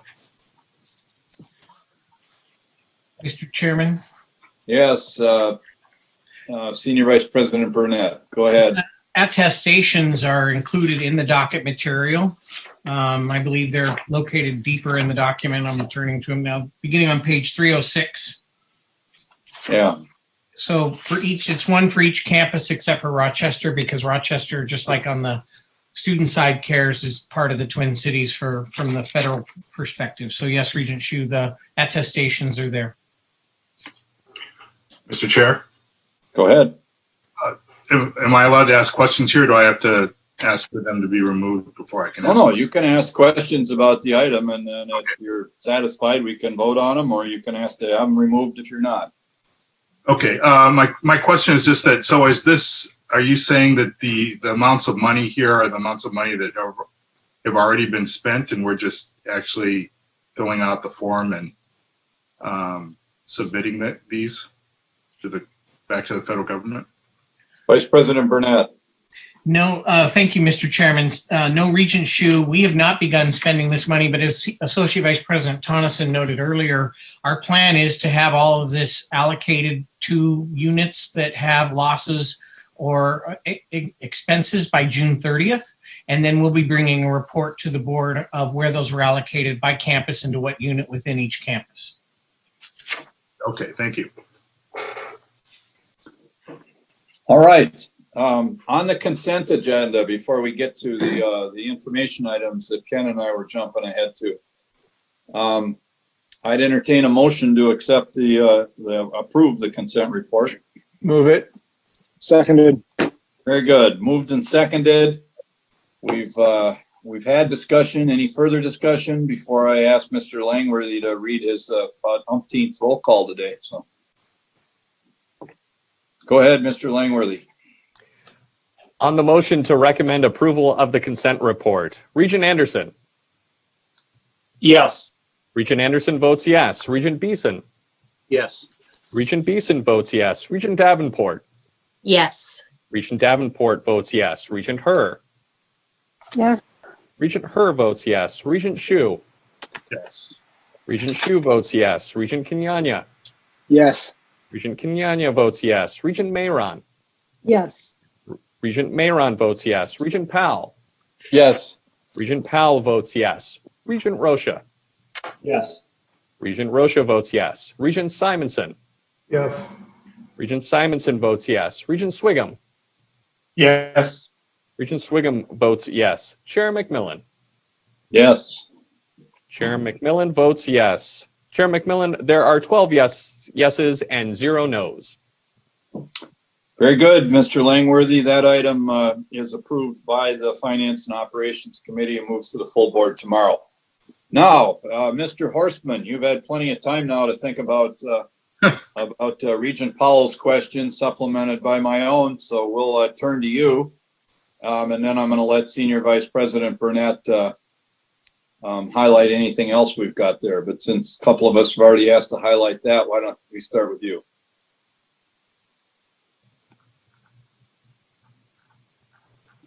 Assuming we still have you. Chair McMillan, it looks like he may have dropped off the meeting. Okay, why don't we turn to Senior Vice President Burnett, perhaps, but or somebody. I think really it was Regent Powell raising those cost numbers. Maybe there isn't a comment needed. Well, I think I can comment. Vice President Horstman and I have talked about this, and Regent McMillan, you and I have talked about it as well. Just yep. We were the beneficiary of many years of a pretty flat line around medical care, and that's not the trend we're seeing now. And actually, Associate Vice President Tonneson talked about it in our budget presentation, because 10 of the 12 million was about fringe to take care of or address the medical cost increases we're seeing in the U plan. So it's certainly something that has our attention. We're going to be working on this both in HR and from the finance side, and with the benefits committee that we have, the consultative committee. We're going to have to take a very hard look at that trend, because that's not sustainable. And Regent Powell, you point that out assuredly, that part of the information items. Chair, go ahead. Chair McMillan, we have interim Vice President Horstman back. Chair McMillan, Regent Powell, I had technical difficulties, but I wanted so much to come back and have this conversation. So we do have a challenge on our health plan, and we are very aware of it. We watch it every day. We have significant clinical protocols set up for our pharmacy challenge.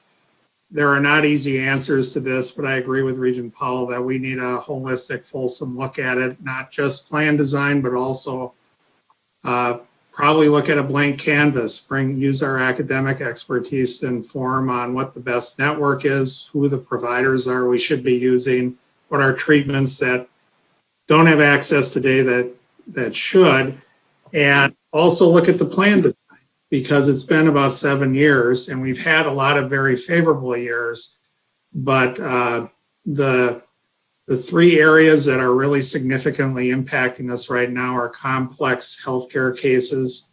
Less than 1% of our population probably causes 35 to 40% of our costs. And specialty drugs, primarily being paid through the medical benefit, not the pharmacy benefit. And we were one of the first employers in the state of Minnesota to get our health plan to be transparent on what those drugs are. For a long time, they would not do that. And so that has led us to some incremental changes there that are beneficial. But I agree wholeheartedly that we are in a moment now, probably a little behind the curve of when we should have done this, where we need sort of an all hands on deck approach to this. Good, thank you. Yes, thanks for coming back and satisfying your urge to talk to us about that. So that's important stuff, and thank you. Other items you want to highlight for us, Senior Vice President Burnett, before we adjourn? Thank you, Mr. Chair. No, I know you've all had a long day. I would just say that there's a good investment advisory committee update for the board to look at. We also have had a debt management advisory committee that's chaired by Regent Anderson. And many of the things we talked about today were endorsed by the Debt Management Advisory Committee, which includes folks from the private sector and the public sector in the Twin Cities that help us on that. So with that, I think as usual, we have a pretty big information set at the end of your docket for your reading pleasure. And we hope it's helpful to you. Chair Thank you. Chair McMillan, Regent Beeson has his hand up. Yeah, Regent Beeson. I will pass now. The coverage that my question was answered by IVP Horstman. Good. Okay. Thank you. Well, seeing the clock, the hour is approaching 5:30, and lest I get tagged as being delinquent and ending a meeting, I'm gonna gavel us to a close and look forward to the full board meeting in the morning. We are adjourned.